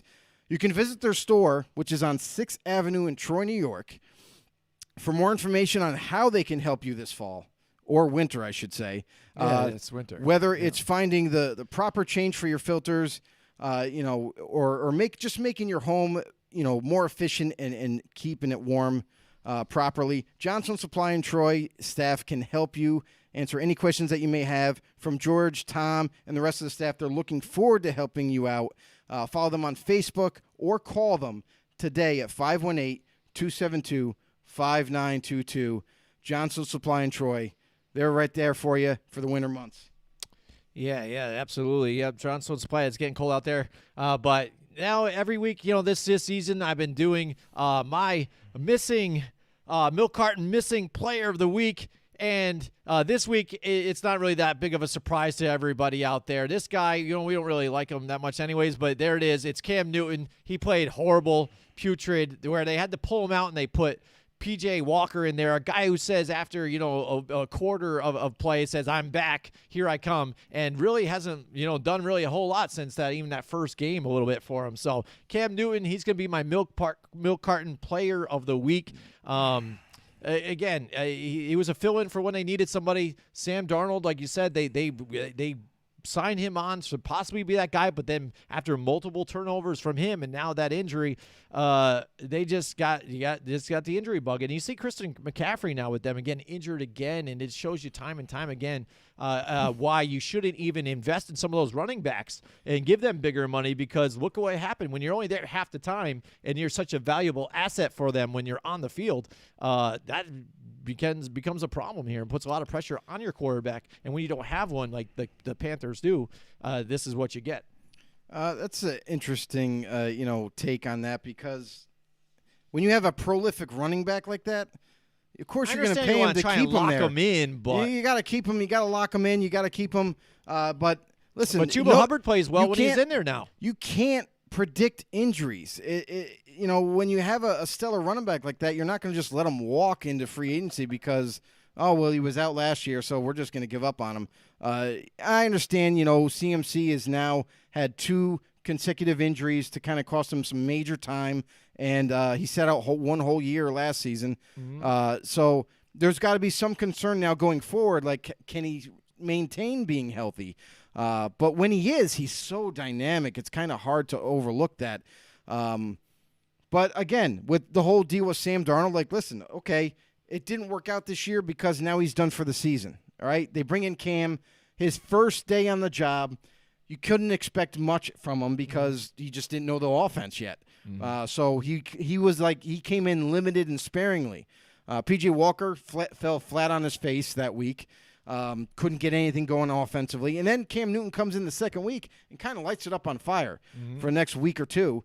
And then last week, just a complete and utter debacle. I don't know how much of that is on Cam per se or just the offense, but we already know Cam's issues with coming back from behind type of situations where when you try to ask him to like lead the team and carry the team and throw the football a lot more, almost consecutively to get the team back into the game, he just falls short. He just can't do it. He's not capable of carrying any one offense to getting a comeback win. Mm-hmm. And that's just his DNA.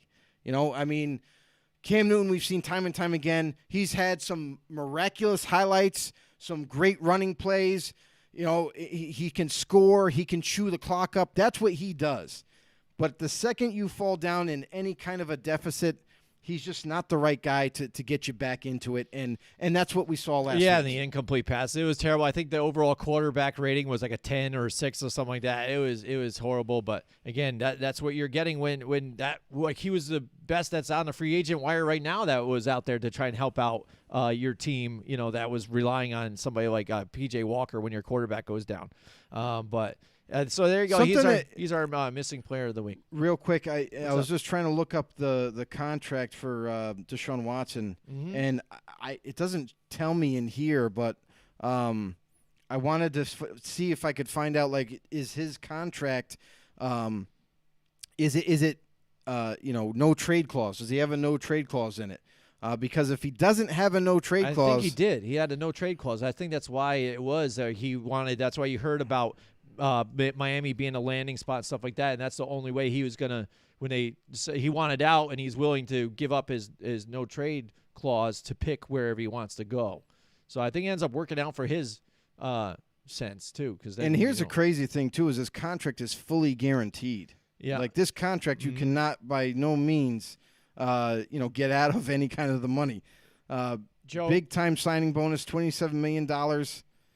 $17 million roster bonus. Holy smokes, fully guaranteed. Throw it all at him. While you're checking that out on Deshaun Watson, I want to say hi to our man, Stephen Bogucki's out there with us tonight.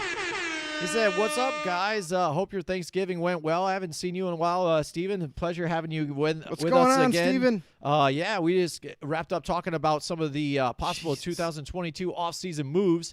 So Russell Wilson being one of them, Aaron Rodgers, obviously, Deshaun Watson still out there, Jimmy G even now potentially on the move, landing spots for them that could happen in the offseason. That's just quarterbacks. I mean, some of these other guys that are going to be free agents as well, I mean, that you could see them bouncing around too. It's pretty interesting. And you could see this whole next season have a whole different look too as well. And you want to talk about the every team being able to play and beat each other any given week. You're seeing it now. Imagine next year too. It's just going to get even crazier, especially if Tom Brady steps away from the game.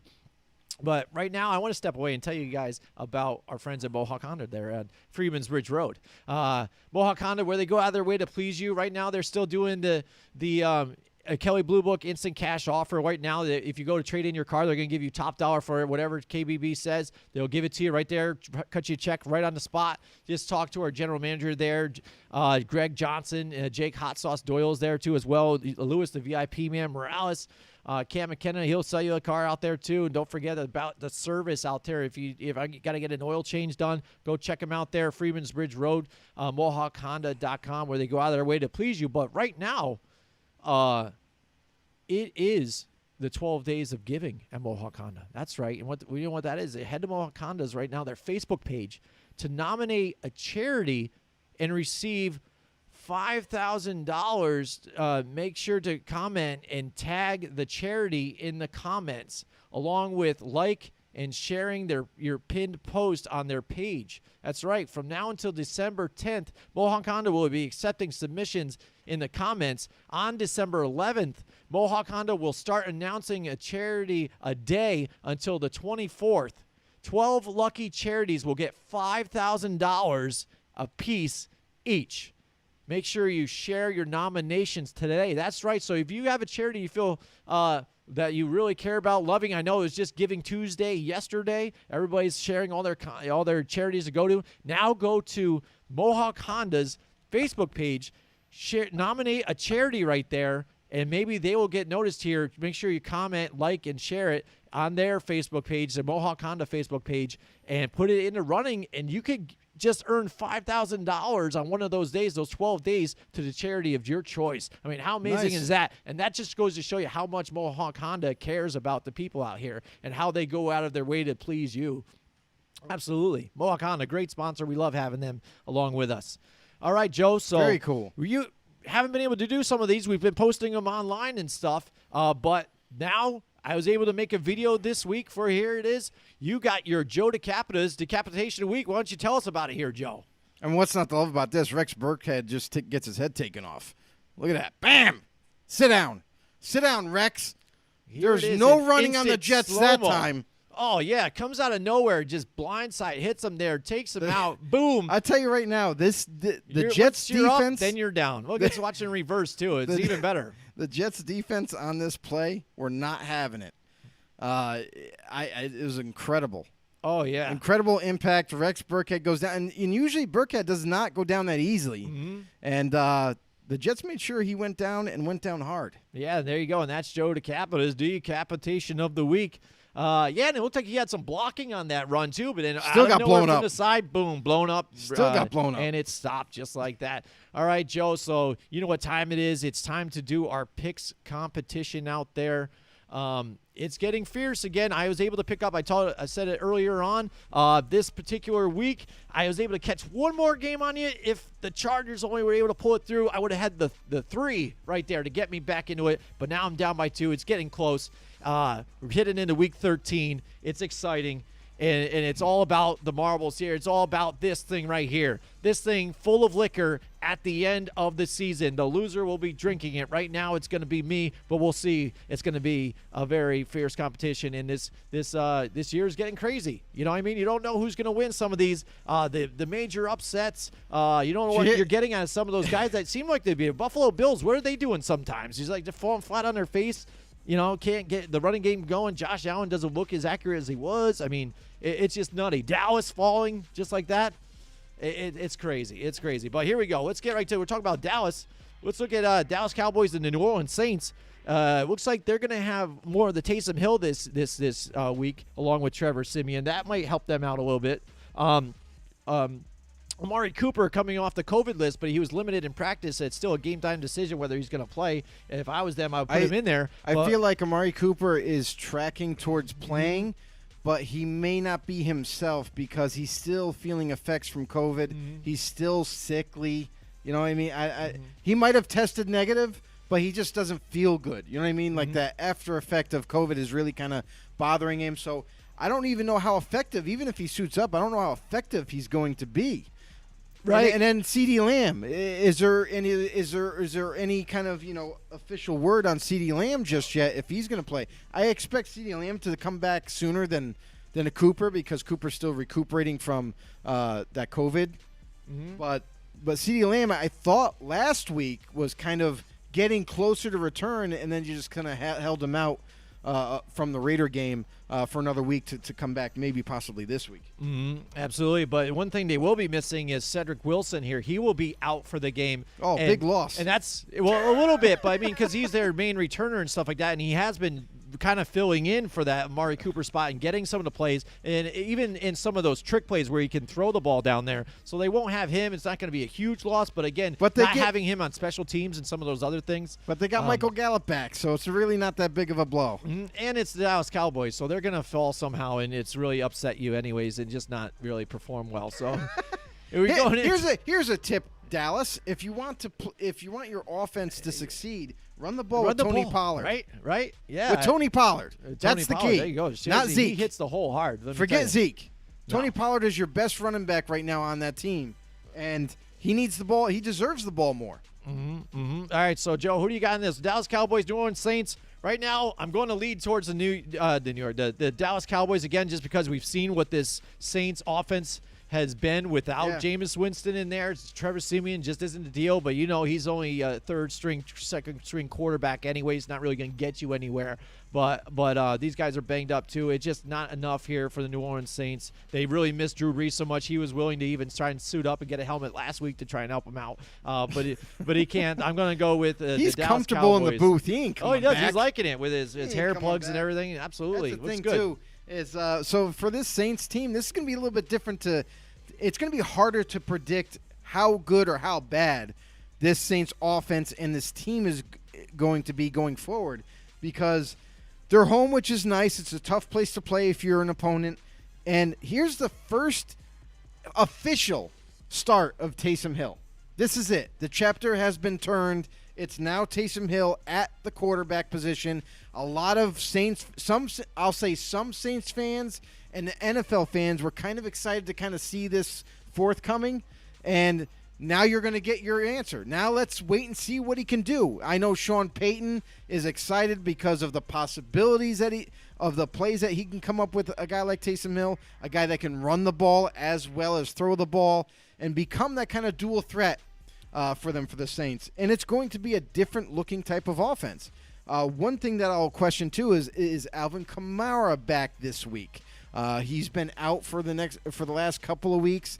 Mark Ingram hasn't been able to suit up just yet either after being traded back to the Saints. And it's going to be interesting to say the least. I expect Kamara to be ready, but will he be ready? The defense for the Saints, they're not that bad. I mean, statistically, they haven't played that well in the last few weeks, but it goes along hand in hand with their offense. If their offense can score points, that defense kind of comes alive.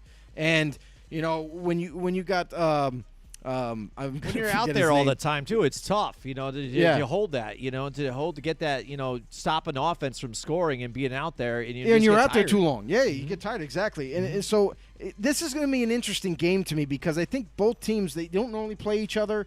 They're going to have to do some feeling out of each other, and both teams are coming into this week not fully healthy. So I think I'm going to go with coaching on this one. I like, Sean Payton's more that aggressive type of coach, and I feel like you're going to go with the Saints. I feel like the Saints at home are going to get the win and send the Cowboys packing with a loss. Saucy. I like that. I won't like it because if you end up winning, you get another one back on me. But who knows? We'll see what happens when we do our other picks. But saucy. I like it. My thing is, I like the Saints defense better to play against the run for Dallas, and that is their go-to game plan. Without the run, they become way too one-dimensional. And with the secondary that the Saints have, they could really maybe get a couple of turnovers in this game and really flip the field. And then Taysom Hill in offense, here they come. Right, and on the other hand, when you look at that secondary of the Dallas Cowboys in that last game on Thanksgiving Day, it was horrible. And I can't remember the one corner that they just kept picking on, but he kept getting the pass interference calls and holding and things like that. That was Brown, Anthony Brown. Yep, multiple penalties on him. He had 4 pass interference calls on him. All of them were legitimate. Mm-hmm. I saw bear hugging in the but in the ball's in the air, right? But there were some analysts that were watching those plays and like, oh my God, this is you can't call that many, pass interference calls on a guy like that. Why? Because if you commit them, it's a penalty. Mm-hmm. And that's the thing too, is like you see it on other teams where they don't make the call. Mm-hmm. The guy's getting molested basically by the defensive back, and there's no call. I saw it happen in the just real quick in the Chiefs-Raiders games, right? Mm-hmm. Foster Moreau, the backup tight end for them, went out for a pass. He went out for a 5-yard cross, right? The linebacker was literally on the backside of him and was leaning on him as the ball gets thrown to him and just kind of takes his hands away. Mm-hmm. There was no call. I was like, what? It was right in front of you. Horse shit! Come on. Yeah. And you see that a lot of times. Whatever gets out of the refs even kind of view, because you'll see him hold the guy's arm. Hold it back. They'll trap it. Yep, trap it and then boom and get through. But, yeah, I know I hear you there. But, all right, let's move on to the Tampa Bay Buccaneers. Oh, by the way, Mike Tackett has the Dallas Cowboys as well. Yep. Stephen McGuckey, everybody else out there, I see you guys, your viewers out there, play along with us. Whatever you guys out there, their picks, throw them out there. Let's have some fun with this. The Tampa Bay Buccaneers, Atlanta Falcons, they were so bad last week. They were even putting in multiple starters and things. It was just fill in this guy. Let's look at Josh Rosen. He still sucks. Things like that. And it was just Matt Ryan. I mean, pull him out early. Just it was that bad. I mean, just Atlanta is a horrible team altogether. Great time to play the Buccaneers here, though. And it is a divisional team, divisional rival. But I don't think that's going to be much of a problem here for the Tampa Bay Buccaneers. This is a good team, I think, to play while they're still trying to come back from some of their injuries. Their offensive or their defensive line still looks good. JPP is really balling for them too as well. He's kind of like a hidden gem for them too, who's a reliable guy on that defensive line that not a lot of people talk about, kind of forgotten, and still making plays for them.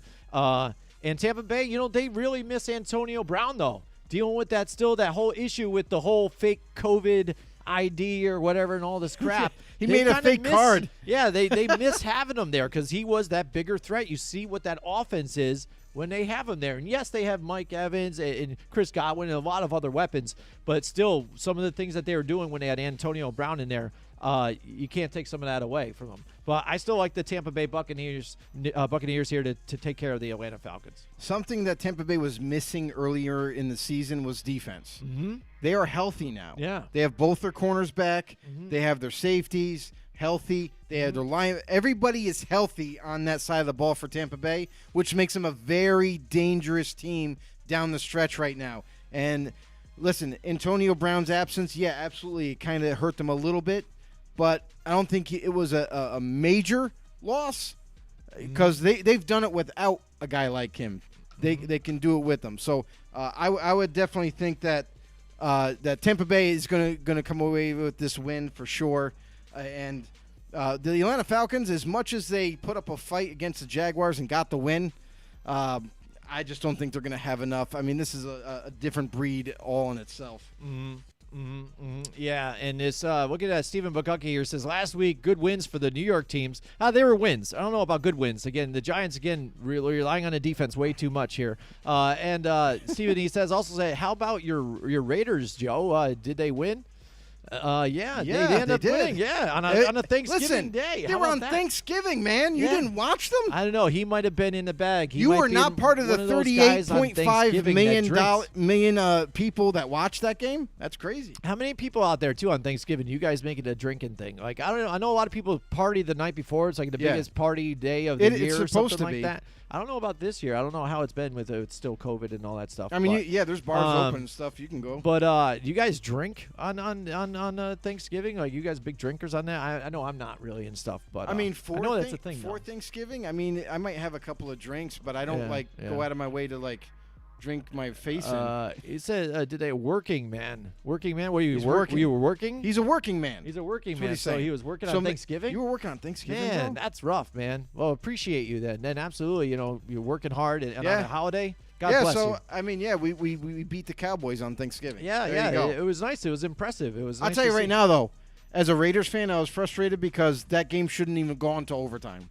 Raiders had opportunities to put it away in regulation. They were doing Raider things again, letting them back in the game. No, don't say Raider things because that ship has sailed. They don't do Raider things anymore. Well, sometimes. All right, here we got the Arizona Cardinals now. Again, it's a big question for the Cardinals. Kyler Murray and DeAndre Hopkins, very limited practice here. Still Kyler Murray dealing with that ankle injury, Hopkins with the hamstring. Still not. It's going to be a game time decision whether they're going to play or not. But surprisingly, throughout all that, Colt McCoy has been able to hold the ship down for them. They've been able to still get some wins, and they're still the number one seed, I think, here in the for the NFC. They are. So I mean, still looking good. Only having 2 losses, I think, on the year, and they get to play a Chicago Bears team to where. If you look at Justin Fields, he's at limited practice. Still have Andy Dalton at the helm for you. And if you look at the players that did not practice this particular week, it was Roquan Smith, Akeem Hicks, Cole Kmet, and Allen Robinson. Both did not practice this week. So how are they going to look in this game? And if you're that battered and beat up, too, on an already kind of bad team, this only looks good for the Arizona Cardinals with Colt McCoy. Yeah, and that's the thing, too, is the Cardinals, they're due to get Kyler Murray back. I think they might even get Chase Edmonds back, too. I'm not sure. I know it said it was potential, but I don't think he'll be back this week. I think that he'll be held out another week. But Kyler Murray could be back, and that's got to be exciting for Cardinals fans to get back on track with that high-flying offense that they had. And DeAndre Hopkins is another guy that's been missing from the lineup. Yeah. He could potentially come back, but if I'm the Cardinals, I'm holding him out just one more week. Kyler Murray, to me, is a little bit closer to returning this week than Hopkins. So, but even without Hopkins and they get back their starting quarterback, I think that's going to be all the difference in the world. I think Arizona wins big over Chicago this week. I'm going to say the same thing, too. I like the Arizona Cardinals in this one. Next up, we got the Los Angeles Chargers and the Cincinnati Bengals. This is going to be a tough one here, Joe, because, again, the Chargers, I don't know what type of team they are. They're up and down. They let me down here. Same thing with the Cincinnati Bengals. The Bengals, I thought that game was going to be closer than it was. They, dominated and destroyed the Pittsburgh Steelers. Embarrassed them. Because I thought, again, rivalry game. These two hate each other. It's going to be tough. Bengals, again, I think they had enough to win because we did pick them, but I didn't think they were going to put up, 42 points or something like that. They, destroyed them. It was bad. Coming off with a loss here with the Chargers and now Cincinnati at home, this is going to be a crazy matchup, Joe. What do you got in this one? This one's a little bit difficult, but what I do like is I like Cincinnati's, ascension right now. They're tracking the right way. Their offense is hitting on all cylinders now that they got Joe Mixon back in the lineup. They're running the ball a lot more. They're running it more efficiently. They're just beating up physically every team they play. And with that running game comes the play action. And with the play action comes opening up this offense. T. Higgins had one hell of a day last week. It was kind of like we could have had him on the milk carton because he's been missing for several weeks. He's been gone for a while. But they've managed to find him somehow, and now he's back and relevant. So the Bengals, look for them to Joe Burrow and the Bengals offense to distribute the ball all over the place, utilize that tight end in C.J. Uzomah, and also run that rock with Joe Mixon. Their defense is feeding off of that offense's plays, and look for them to make it really difficult for the Chargers, who are traveling to the Cincinnati Bengals. Justin Herbert's just got to get right. I mean, at times Herbert now is starting to get affected by what the defenses are doing to this offense, and so far just haven't been able to figure it out. I feel for the Chargers, they need to get back to what was working from before and what has always worked. Give the ball to Austin Eckler, get the ball in his hands, whether it be throwing the ball to him or handing it off to him, and go from there. They have a good enough defense to stick with Cincinnati, with Joey Bosa coming flying off the edge, hunting for Joe Burrow. This is going to be a great matchup. I feel like this could be a game of the week type of scenario.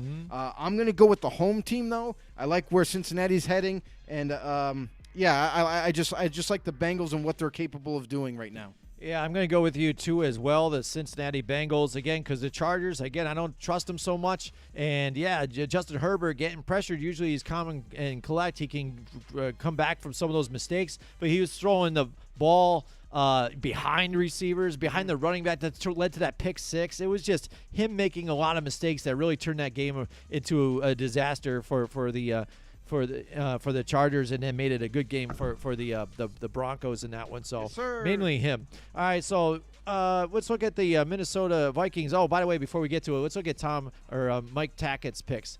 He's got the Buccaneers, the Cardinals, and the Bengals. So he's on the same page with me so far. Next game, he's got the Vikings. Joe, Minnesota Vikings and the Detroit Lions.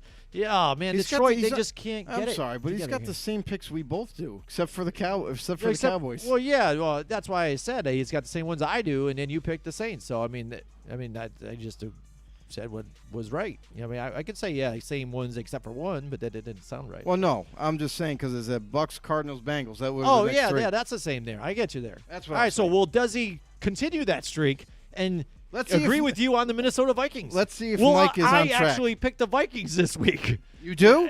Maybe. Are you sure? I think I will. Are you sure? It seems safe right now. But here's the funny thing. We're all going to take the Vikings this week.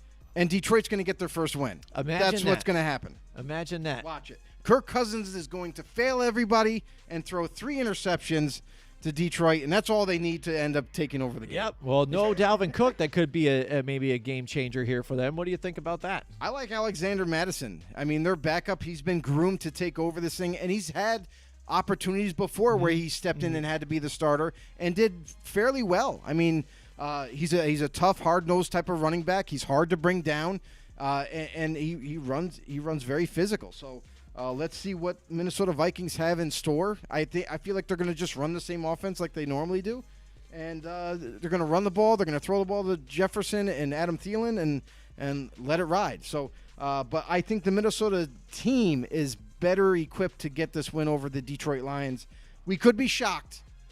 come next week and just say, "Yep, the Lions finally did it." But I think Minnesota wins as well. All right, there you go. Next we've got the Indianapolis Colts and the Houston Texans here.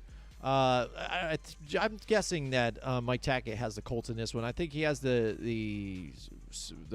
names wrong. He's got it down here further, but yes, he goes with Colts on this one. Joe, what do you got? What do you got in this one here? So here's the interesting thing. We thought Houston was going to beat the Jets. Yeah, right, because they looked good. Listen, Tyrod Taylor was back at quarterback, so it gave us all the confidence in the world. We saw him upset another team the week prior. The Jets have been horrible. And the Jets have been struggling. Zach Wilson, what was it? Was it his first game back? First game back, after injury. And so again, this season he's had some bumps, but some that's bruises the thing, along the way. as we thought really with Zach Wilson returning his first week back, maybe he has to kick off some rust, and maybe that's the difference in that ball game where Houston takes over and wins. But wow, the Jets end up winning just like that. So that's why you can't count on every week being a lock. Steven says yes, first game back for Zach Wilson, and I mean for this game in particular, the Colts seem to be getting on the right track right now. They're starting to make a push to try to get back in this division race. And the Colts have been hitting on all cylinders. Jonathan Taylor's been running rampant through the NFL. No matter who they go up against, the guy's been averaging well over 100 yards every single contest. And why stop now? As long as Jonathan Taylor can maintain, his playmaking ability with the Colts running, and Carson Wentz kind of feeding off that run game and being able to find guys that are wide open. So the Colts and their good defense that's starting to gel a little bit better now that we're farther down the season. I feel like the Colts are easily going to win this one against the Texans. Right, and the thing, too, I think that's been a factor for the Colts is Carson Wentz, one, is staying healthy for the last couple of weeks. And except for the 2 interceptions last week, he hasn't been really turning the ball over like he was before, being a turnover machine. He only has 5 interceptions on this whole season. 2 of them were last week. So he's looking better, and this is what the Colts had wanted, what they had hoped for out of Carson Wentz. It just thinks that early on in the season they had some bumps in the road here and getting behind on this Tennessee Titans team. But with them without Derrick Henry now and having issues, they've been losing some of these games too. So that's what the Indianapolis Colts are hoping to try and get back into this divisional race here. And what a good team here to bounce back from that Tampa Bay Buccaneers game and play the Houston Texans. And they really put it to Tampa Bay. They were still even in it, too. If they didn't have some of those turnovers, we could be talking about Indianapolis Colts going in there and taking out Tampa Bay. Real quick, guys, Mike Tackett says, shout out to Marcus Freeman, defensive coordinator for Notre Dame, just got announced as their new head coach. Oh, nice. Before playing at Ohio State, Marcus went to a nearby high school of mine. Class act guy, and will continue to produce NFL talent in South Bend. How about that? Awesome. There we go. You heard it here first. Another game break here and an update by Mike Tackett. It's our know-it-all insider. Absolutely. Mike he Tackett. has it all the time. Let's have it for Marcus Freeman. Absolutely. There you go. There you go. The Notre Dame Fighting Irish have found their guy, and it's not Urban Meyer. So there you go. It works out. And now we're moving on. Yeah, and now we'll move on. Excellent. So going on from the Indianapolis Colts, I'm going to agree with Joe here on this one as well. I think we're across the board here. The New York Giants. Football Giants. That's right. And the Miami Dolphins here going into Miami, and they play harder there too. So, I mean, it's going to be a different scenario. In New York Giants, they don't play well on the road. This year as well either. They're a lot better. I think they've won all their wins this year are at home wins. I think they really are. Yeah. I think they're undefeated at home this year. Oh, that'd be funny. So I think that has been a big deal for them. Or not undefeated. They've got all their wins have been at home. Okay. But yeah, going into the Miami Dolphins here, it's a game time decision for Daniel Jones. Last night I heard from I think it was Jordan Ronan. It's like Daniel Jones has the neck strain, so he is officially ruled out. And then all of a sudden today, just like that, is like, oh well, now there's a potential that he's going to be practicing and that he might play. It's going to be a game-time decision. And I think that's a bigger deal. I think with Daniel Jones, as far as if he could move his neck a little bit, it'd be better. than having Mike Glennon, because with Mike Glennon back there at quarterback, I have no faith that they can win this game. You mean the human ostrich? Yes. The guy who has an elongated neck, who can definitly probably see over the line all over, but he has like the periscope neck. It's like way up here, like a giraffe. But yeah, I don't see them having a chance of winning him if Mike Glennon ends up being a starter. If Daniel Jones ends up playing, it's a better chance. But again, if he's got that neck strain, I don't think it would make a difference because he doesn't look at any other receivers besides his first target, so he really doesn't have to move his neck a lot. So he just can stay there. It's like, well, I don't have to look that way, so I'm just going to go here because getting Galladay is probably over here, so I'm not going to look there anyways. So I'm just going to go here. He's straight to like I can't look that way. Oh no, he's not going to do it. He's going to look down on the receiver, and I see the Giants losing this one. I'm going to keep picking them to lose, and if they end up surprising me and win, I just feel better about it. But going into Miami, the way they've been playing still, I don't see it.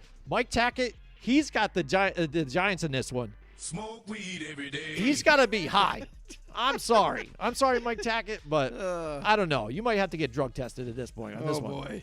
But that's the funny thing. And here's the other thing too: is it smart to play Daniel Jones even though he's coming off of that neck strain, because it's going to take one good shot to give him whiplash. You want to run him more. and then end up injuring his neck, maybe even worse, and now he's going to be out for extended amount of time. So I don't think it would be a smart play if they do decide to play him, if he is capable of it. And then I'm looking forward to the human ostrich to suit up in this game. I really am. Give him another start under his belt. Let's see what he's got.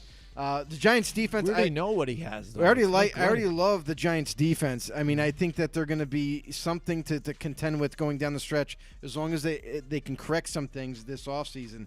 The Miami Dolphins, they seem to be hitting on a hot streak right now in terms of defense. They're healthier on the defensive side of the ball. They are more attacking now. They are getting turnovers after turnovers. This is the Miami Dolphins defense that we saw coming into the beginning of the season, and they just weren't there yet.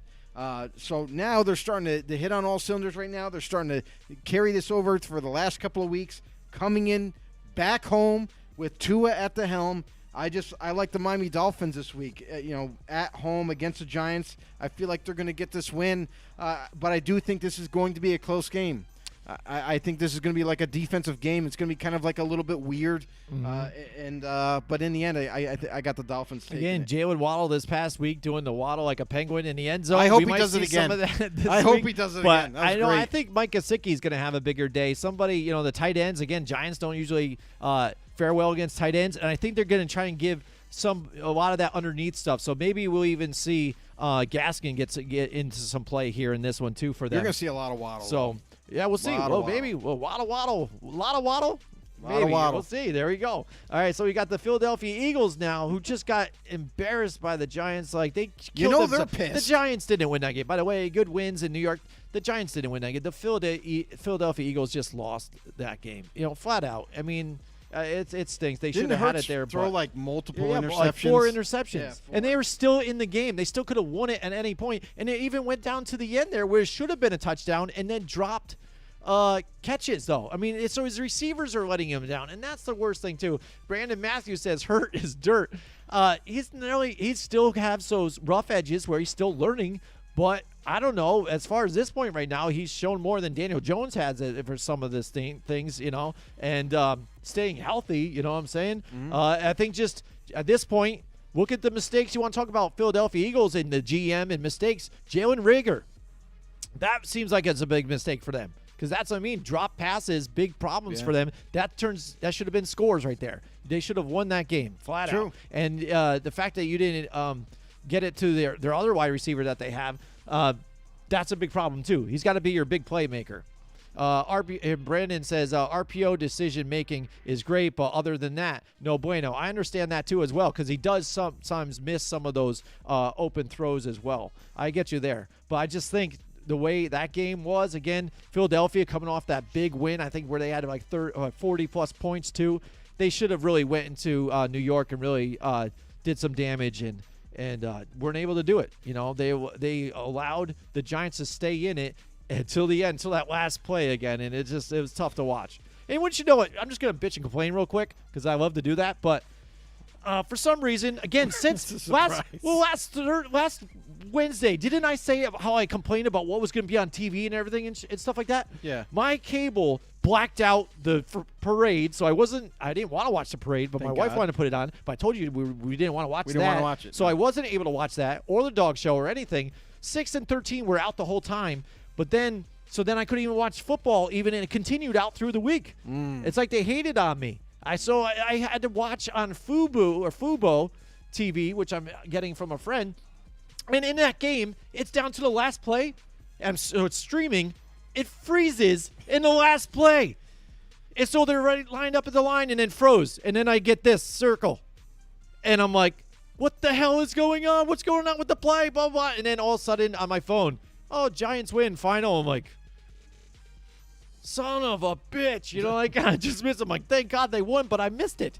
I missed the best part of the game at the end, the exciting things. And unbelievable. Streaming sometimes, it just bothers the shit out of me. As much as Fubo TV advertises and everything, I've seen so many issues with that damn fucking thing. I know I went over to a friend's house. I'm glad I don't pay for to watch football. Yeah. And he's like, oh, come on over. I'm like, okay, cool. And he's like, oh, I got this app or whatever, the streaming device.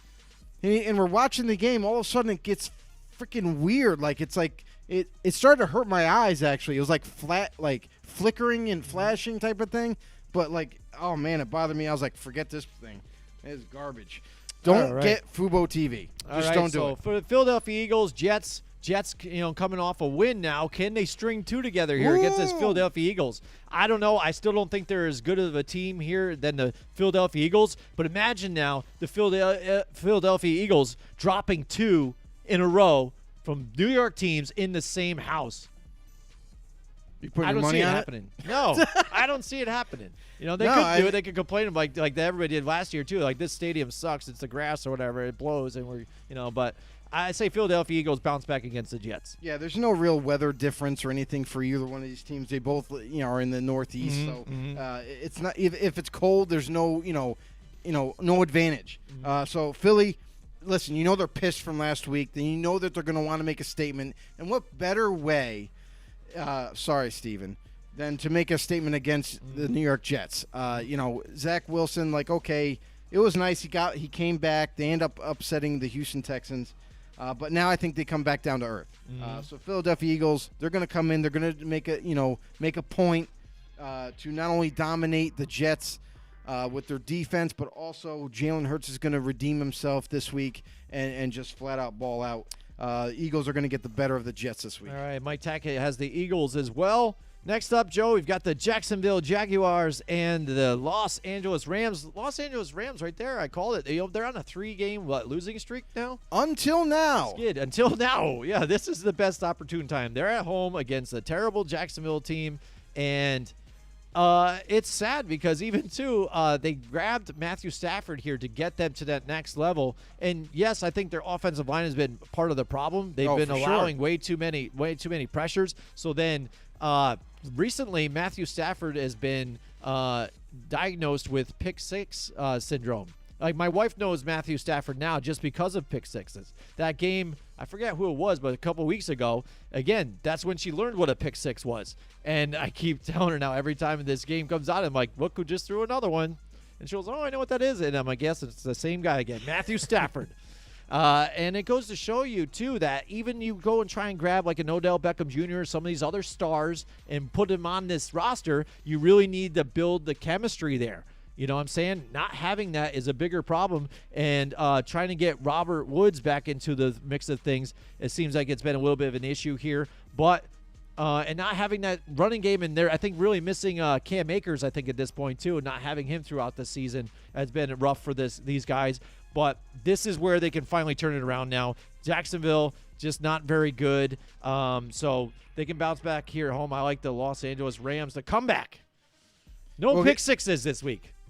Cam Akers done for the year before we even got to week one. Chance, so that didn't really matter. Devery Henderson is a legit starting capable running back, and he is the bell cow for them. Now it's just a matter of if he can stay healthy the rest of the season to help this offense. So far, after he got back from injury, now he's back in the lineup and everything for them. But what I'll say is this: Robert Woods, he's also done for the year. There's no way. That's why they made that move for Odell Beckham. And you saw last week him getting more ample time on the football field. He learned a little bit more of that offense so he can get more snaps last week. And you saw him make a difference. He got a touchdown. Mm-hmm. He was part of that offense. He created some mismatches there. The Rams are going to be better for it this week because now that he's had 3 weeks of learning this offense, he'll be on almost full time this week, definitely making an impact. And when you have him and you have all these other Van Jefferson is actually coming to life all of a sudden now, becoming more of a prominent part of this offense. And what can you say about Cooper Kupp? The guy's dynamite. So they have the weapons. They have them in place. It's just a matter of getting this all back, get everybody to gel again, get this chemistry going. I would say if Sean McVay has any kind of brains anymore with his play calling, I would say is also part of the problem as well as the offensive line. But get back to more of a simplistic offense and just get the ball out of Stafford's hands. Get it into the playmakers, 5 to 10 yards, and let's see if they can get some yards after the catch. You know what I mean? Break some tackles and such. So give him some confidence, give this offense some momentum, and let's see what they can do. The Rams defense, they played okay last week. They made some plays, but then they also gave up some crucial plays. I would look for this week for them to get back on track. Jacksonville, we know that they were going to have a rough season the whole way with a rookie quarterback and a lot of young players. But, yeah, Jacksonville is definitely going to take this L here, and the L.A. Rams are going to come away with it and stop that drought. All right, we've got the Washington football team coming up here now into Allegiant Stadium there to face your Las Vegas Raiders. And Taylor Heineke, they're labeling him as the star quarterback killer. He's going out, he's taking out Tom Brady. Boom. He's taking out Russell Wilson. Boom. Who else have they beat this year? I mean, just one after another, he's adding them to the list. And that's the one thing. I mean, I understand it's a good story. At this point, even for the New York Giants, I would love to have Taylor Heineke back there as opposed to Daniel Jones because he's taking what they give him right now. If you look at that last game with the Seahawks, when they were playing man to man, it was a lot tighter. But they gave him the zone all the time, and he was just going underneath. The one thing he did have, escapability in the pocket. He was making some good moves to get out of it and be able to make the big plays and during those times of pressure, not making the bonehead mistakes, but taking what they give him and making it work. And that's why they were able to get out there and play. And then the way the teams that they've been facing have been playing have been in injuries and not playing well, and turnovers. So then the defense really wasn't out there that long, so they were fresh throughout the whole game and allowed that offense to still be able to do something. And even last week, it's not like the Washington football team was all of a sudden lighting them up. I mean, against the bad Seattle team. I mean, they almost lost that game right at the end. The Washington football team gives up that score, and if it wasn't for that failed 2-point conversion, they would have been, they would have been going into overtime and then possibly lost that game. So I don't think it's like this team is that much better right now. I think they're okay, but Las Vegas Raiders, I still think they have a lot more potential here. They play better at home. I think they have a potential here to take out the Washington football team and end that winning streak. So I like the Raiders here at home in this one. Here's the interesting part of Washington. They got better after they lost Chase Young and Montez Sweat. I don't think it was like they were really sacking everybody or anything like that, making a whole lot of pressure. No, but this defense is playing better. A little bit. I think now that they don't Collins have them, is doing well. But that's my point. Is their two biggest stars? They exit, and this defense is getting much. They're playing much better. I mean, I saw something in Washington last week that didn't see it when they had Chase Young and Montez Sweat.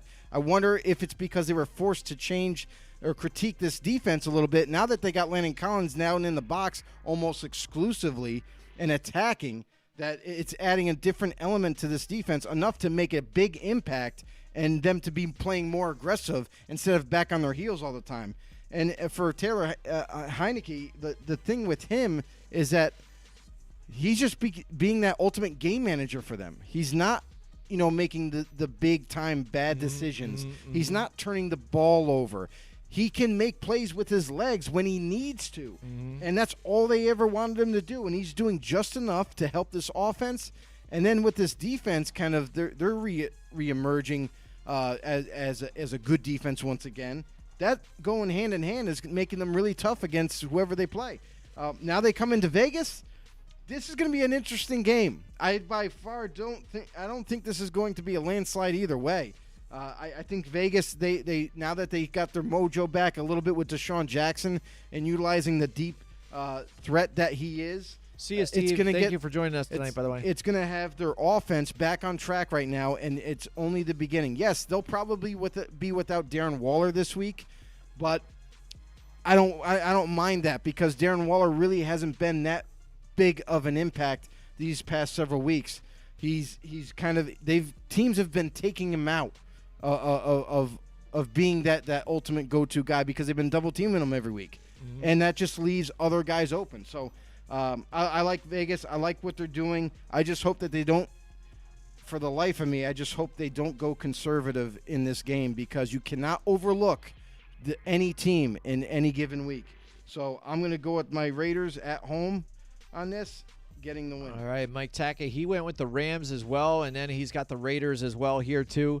One good thing for the Washington football team too is last week they got back Curtis Samuel, so that will help out as another weapon too instead of just relying on Curtis Samuel. Logan Thomas came back too, was able to receive and get some catches too for them. So funny thing that's positive for the offense. Curtis Samuel only played like one snap last week. But I think they're really nervous about him re-injuring himself. They're going to be really careful. I don't see him coming back fully yet. He's definitely going to be in a lot more plays this week. Probably about 50% of the plays. But yeah, Logan Thomas is another big addition for them to come back and be healthy. Yeah, and how they really took care of the Seahawks in that pass game was really their running game. You had Antonio Gibson getting it done and J.D. McKissick too. J.D. McKissick is fighting against his former team. How about that? And then maybe last week, if you look at his game last week, that was maybe a little bit of showing you why they rated him so high in Madden all those years or something like that. Because besides that, we had no idea why. You know what I mean? Finally living out his potential they've had, you know. So, all right, we've got No Donnie 8 is in the house with us tonight. No Donnie 8 is in the house. What's up, No Donnie? No Donnie. There you go. Shout out to you. And he says 9-2 Arizona Cardinals. That's right. Arizona Cardinals, big Cardinals fan. We saw them doing well this year. Again, 9-2 though. I mean, that's surprising, especially with having the injuries on DeAndre Hopkins. Your star quarterback and your star wide receiver out, and still getting it done. Only falling one of those other games with Colt McCoy in there, but winning the other two. And that's all you want out of your backup quarterback is be able to not lose you the game. And you have so many other stars on that team, not only on defense but offense as well. So you guys can get it done without having your stars there. So yeah, and AJ Green's been hurt too. Yeah, absolutely, that's true too.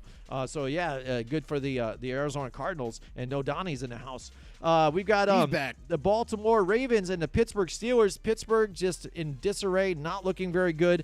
They're going to be at home against another rival in the Baltimore Ravens. Baltimore Ravens again, skimming out those wins here and there, you know, but playing tough games, and then even they lose last week, I think, was it? I can't remember. What was it? I don't think so. Baltimore? I think they won. They ended up winning. It was a tight. Yeah, that's I remember that tight game where they ended up winning here against the Cleveland Browns. But getting those tough games, those close games together, that's right, because Lamar Jackson just turning the ball over nonstop though, not looking very good. And it looked like he was regressing at times with some of the plays and the throws he was doing. And that's the thing about some of these analysts, too, as well. They want to say, oh, this is Chris Collinsworth, too. Shut up, Chris Collinsworth. We hate you, all right? Just because you want to say, oh, look at this is the new breed of quarterbacks. It's amazing. Look at what he's doing. Yeah, he's airing the ball out, living on a goddamn prayer, and freaking his tight end can be able to make a big play while being, with a pass interference call right there. That's going to happen when you air it out sometimes because it's lofting in the air so much, not sure what's going to go up. So you're going up for it at the same time. You're going to get those pass interference calls. But he was just doing some of those plays, and that doesn't show greatness as a quarterback here and there. You're trying to just heave it up there, wishing something can happen, and you want to give them all these accolades for what they have, and really that's any kind of play. That's my favorite part of football when the game's being called And it doesn't matter what quarterback it is. It could be Aaron Rodgers. Well, it's whoever they like, though. Eli Manning throws up that big play. If David Tyree doesn't come up with the catch, you're like, what the hell is he doing with that throw? I understand that, but my thing is that every quarterback throws it up to try to get that call. Yeah. You know what I mean? Mm-hmm. Like, it happens every single week. It happens. You see, like Dak Prescott, he'll throw it over to a direction because his receiver is perhaps getting mauled by the defensive back, and just to try to get a call. And the other funny thing is in that game on Thanksgiving, the Cowboys-Raiders game, I thought was hilarious. Danny Schultz, the tight end, flopped. Yeah. He took a flop. The guy barely touches him, and he goes, ah! Yeah. I was like, are you serious? Yeah, it was brutal. I would have been really pissed off if they throw the flag on that. But that's the thing is, like, referees got to also be smart about this. And if you tend to see a player either flopping or kind of making a dramatic movement that's not really, necessary, don't throw the flag. Right. That's what they want you to do. Yep. But what a play by Mark Andrews on that play. That one-handed catch before he hit the ground, too. I mean, that was sick. He's got it didn't hands. matter because of the pass interference, but wow. He's got hands. No, Donnie says Bears are in trouble this Sunday morning. Yeah, yes, absolutely. They will I think they are, too. It's not looking good for them. And it looks good for the Giants, though, because they have the Bears pick. Number 1 this year, so that was good for me. I'm excited about it. Let's just see them keep losing here. We've got the Baltimore Ravens, Pittsburgh Steelers. I think Baltimore, like I was saying before, again, I freaked out about how these guys, try and crown these guys. I see the Baltimore Ravens still coming through out of here with a win. I think they get those tough losses or tough wins throughout those diverse types of games, those close ones, really fighting and digging it out. And I know Lamar Jackson, he knows what he did last week. Said, I played like a rookie, like terrible, blah, blah. I got to do better. I think they come back here against this Pittsburgh Steelers team and pull out a win. Yeah, Baltimore Ravens defense is now starting to play a little bit better too. Despite now it's funny because the Ravens defense is starting to gel a little bit better, but now their offense with Lamar Jackson is struggling the past couple of weeks. It's almost like Lamar is trying to prove to everybody that he can throw the football, and he's forcing it to happen. Don't do that. You're a running style offense, and then play off of that run and find those open receivers like they did early on in the season. Don't try to be a hero. Don't try to be the guy that's going to drop back and throw it 50 or 60 times. That's not what this offense is, and that's not the type of quarterback you are, Lamar. You're an opportunistic quarterback that takes advantage of the defense, whether that be running with your legs or finding somebody open, intermediate or whatever, to your tight end or whatnot. Donnie says, Frank Garrett, the Stillwell stud. Okay. The Pittsburgh Steelers, on the other hand, they're on a little bit of a downward trend right now. Their defense is still good. Don't overlook that. But their offense is majorly struggling because teams are starting to key on Najee Harris, trying to stop that run game and make them one-dimensional with Big Ben. And let's face it, Big Ben is not the same anymore. Sometimes he's missing these targets, or he's making a bad decision and being rushed to throw the football and ends up turning the ball over. Yep. And I still see the same thing happening this week. I got the Ravens against Pittsburgh. He's the Oklahoma legend, Frank Garrett. There you go. Mike Tackett says he's got the Ravens in this one too as well. We're all on board on this one. A couple more here. We got the San Francisco 49ers and the Seattle Seahawks. Seattle, again, struggling. Couldn't come out with that win here. The offense doesn't look very good. The turnovers, again, that punch ball by Landon Collins here. And turning it over. They can't put up points on offense. It's tiring out that defense, and that defense even isn't as good. But when you're on the field as much as they were last game, it made it that much worse. I was surprised they were able to hold it tight as they could in that last game. But I think if Washington's kicker was able to sustain and stay healthy during that game, though, it would have been better Sly. for him. Oh, man, pulled the hamstring. But I like the San Francisco 49ers in this one. I think they're just too much for Seattle to handle at this point. And I like what they've been doing there. And George Kittle, what a monster there, too, in his blocking game, not only receiving, too, as well. And they're getting Brandon Ayuk more involved, too. And Deebo Samuel, not only just he was doing well, too, for his receiving ability there, too. But look at all the touchdowns he has, and a lot of them are in the rushing game. Yeah, and that's part of this offense, you know. So they utilize a lot of those jet sweeps. They utilize the RPOs, and something that is going to play huge for Trey Lance down the road. That he's going to be. That's the reason why they took him, is because he was a specialist in college football with those RPOs, with the option plays that they utilized. So this offense fits Trey Lance better than Jimmy G, but I don't even know who's gonna. Is Trey Lance starting from now on? No, like you I said, don't think or so. Is it just no, Jimmy I think G just still? when he gets healthy, they just said that they're comfortable, they're moving on, and it's an open. They're going to be trading. So this game, as much as I like the Niners and where they're headed, it's a little confusing to me because what I saw last week, even though they got the win, what I saw last week is defensively, their secondary is still kind of beat up. Their secondary is giving up a lot of yards, and that kind of concerns me. Going into Seattle is a difficult place to play. They both know each other so well. This could go either way. I think that maybe, just maybe, Seattle's going to get the win this week and kind of surprise a lot of people because they have been struggling in the past couple of weeks, and it's not because they're missing DK Metcalf and Tyler Lockett's not there. You know what I mean? It's not like something weird like that.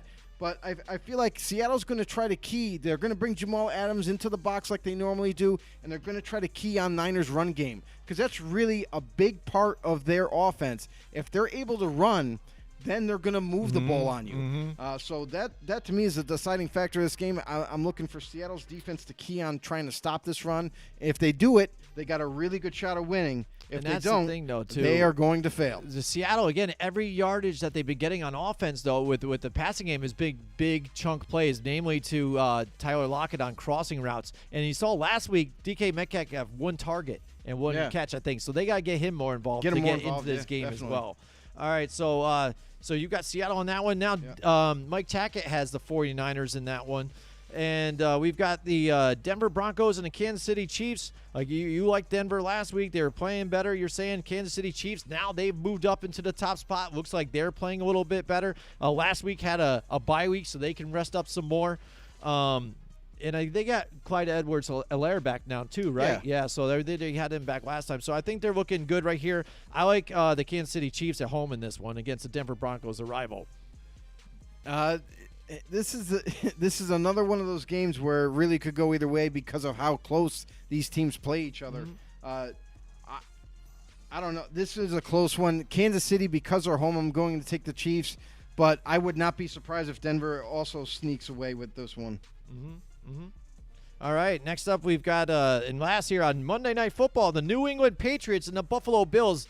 This one was going to be a super exciting one to look at here because we've got number 1 and number 2 in that division right there, facing each other, rivals. A lot of people maybe thought even before this came through here that Buffalo would be the number 1 seed in this division facing against the Patriots. But now the Patriots on that winning streak right now. Do they finally face this Buffalo Bills team that can put them off that winning streak and knock them out?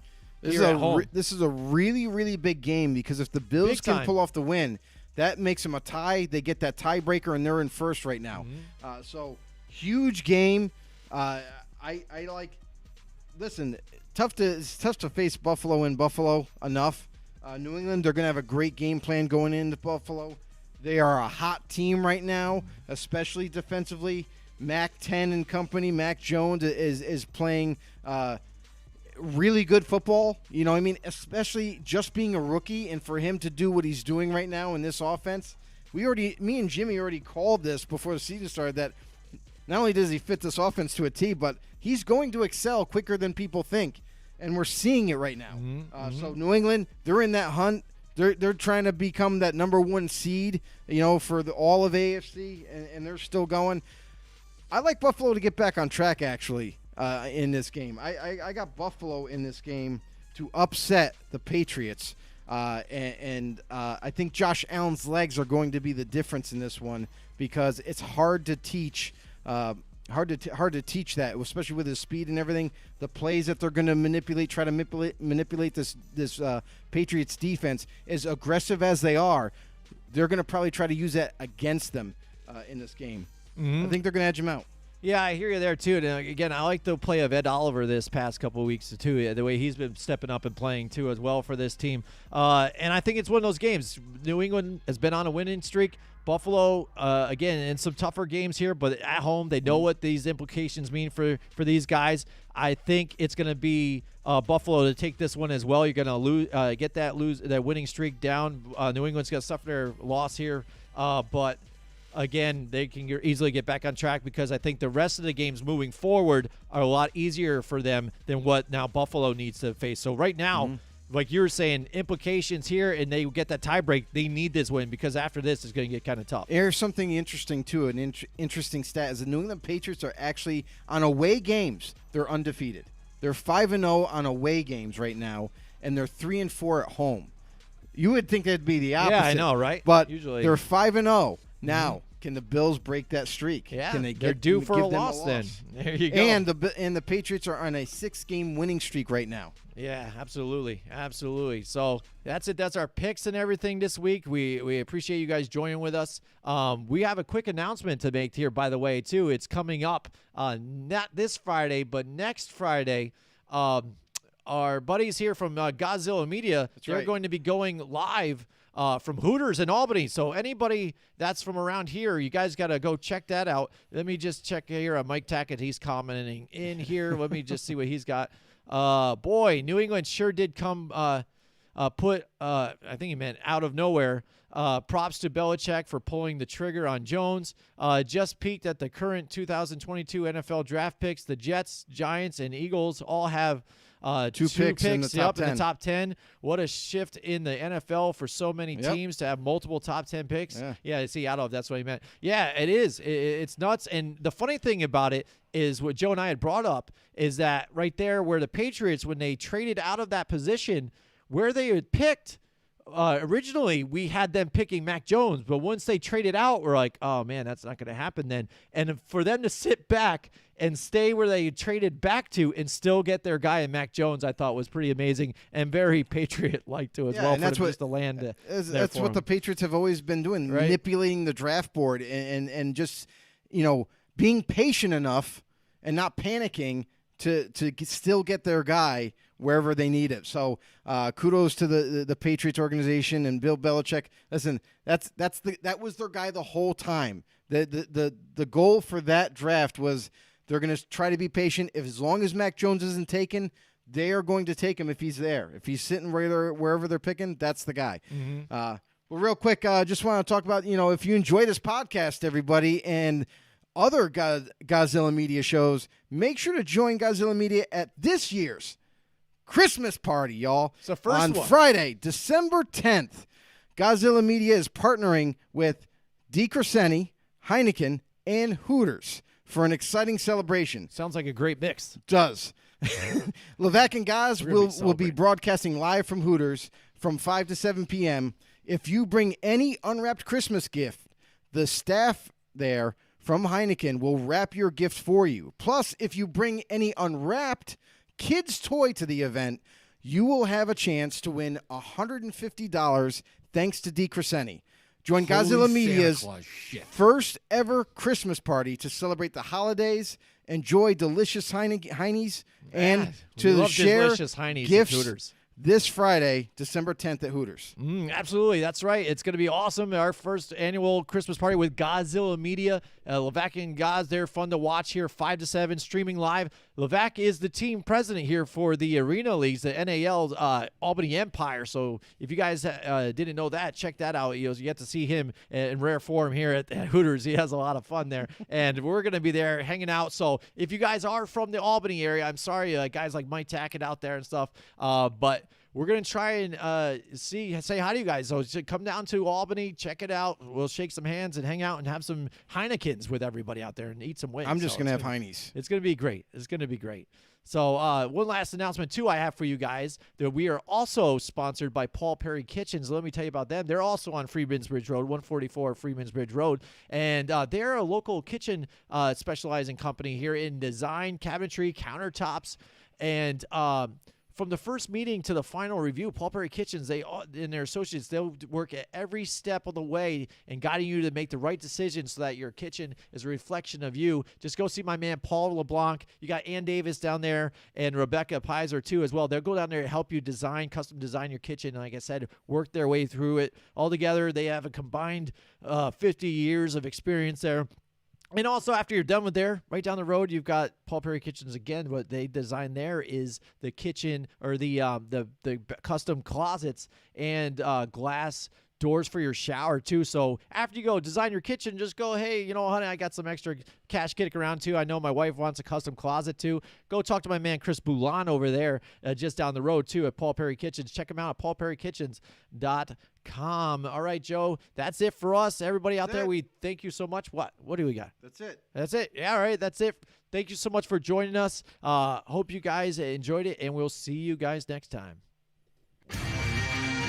Join us next week from 8 till 10 Wednesday nights for more Football on the Know with Jim and Joe.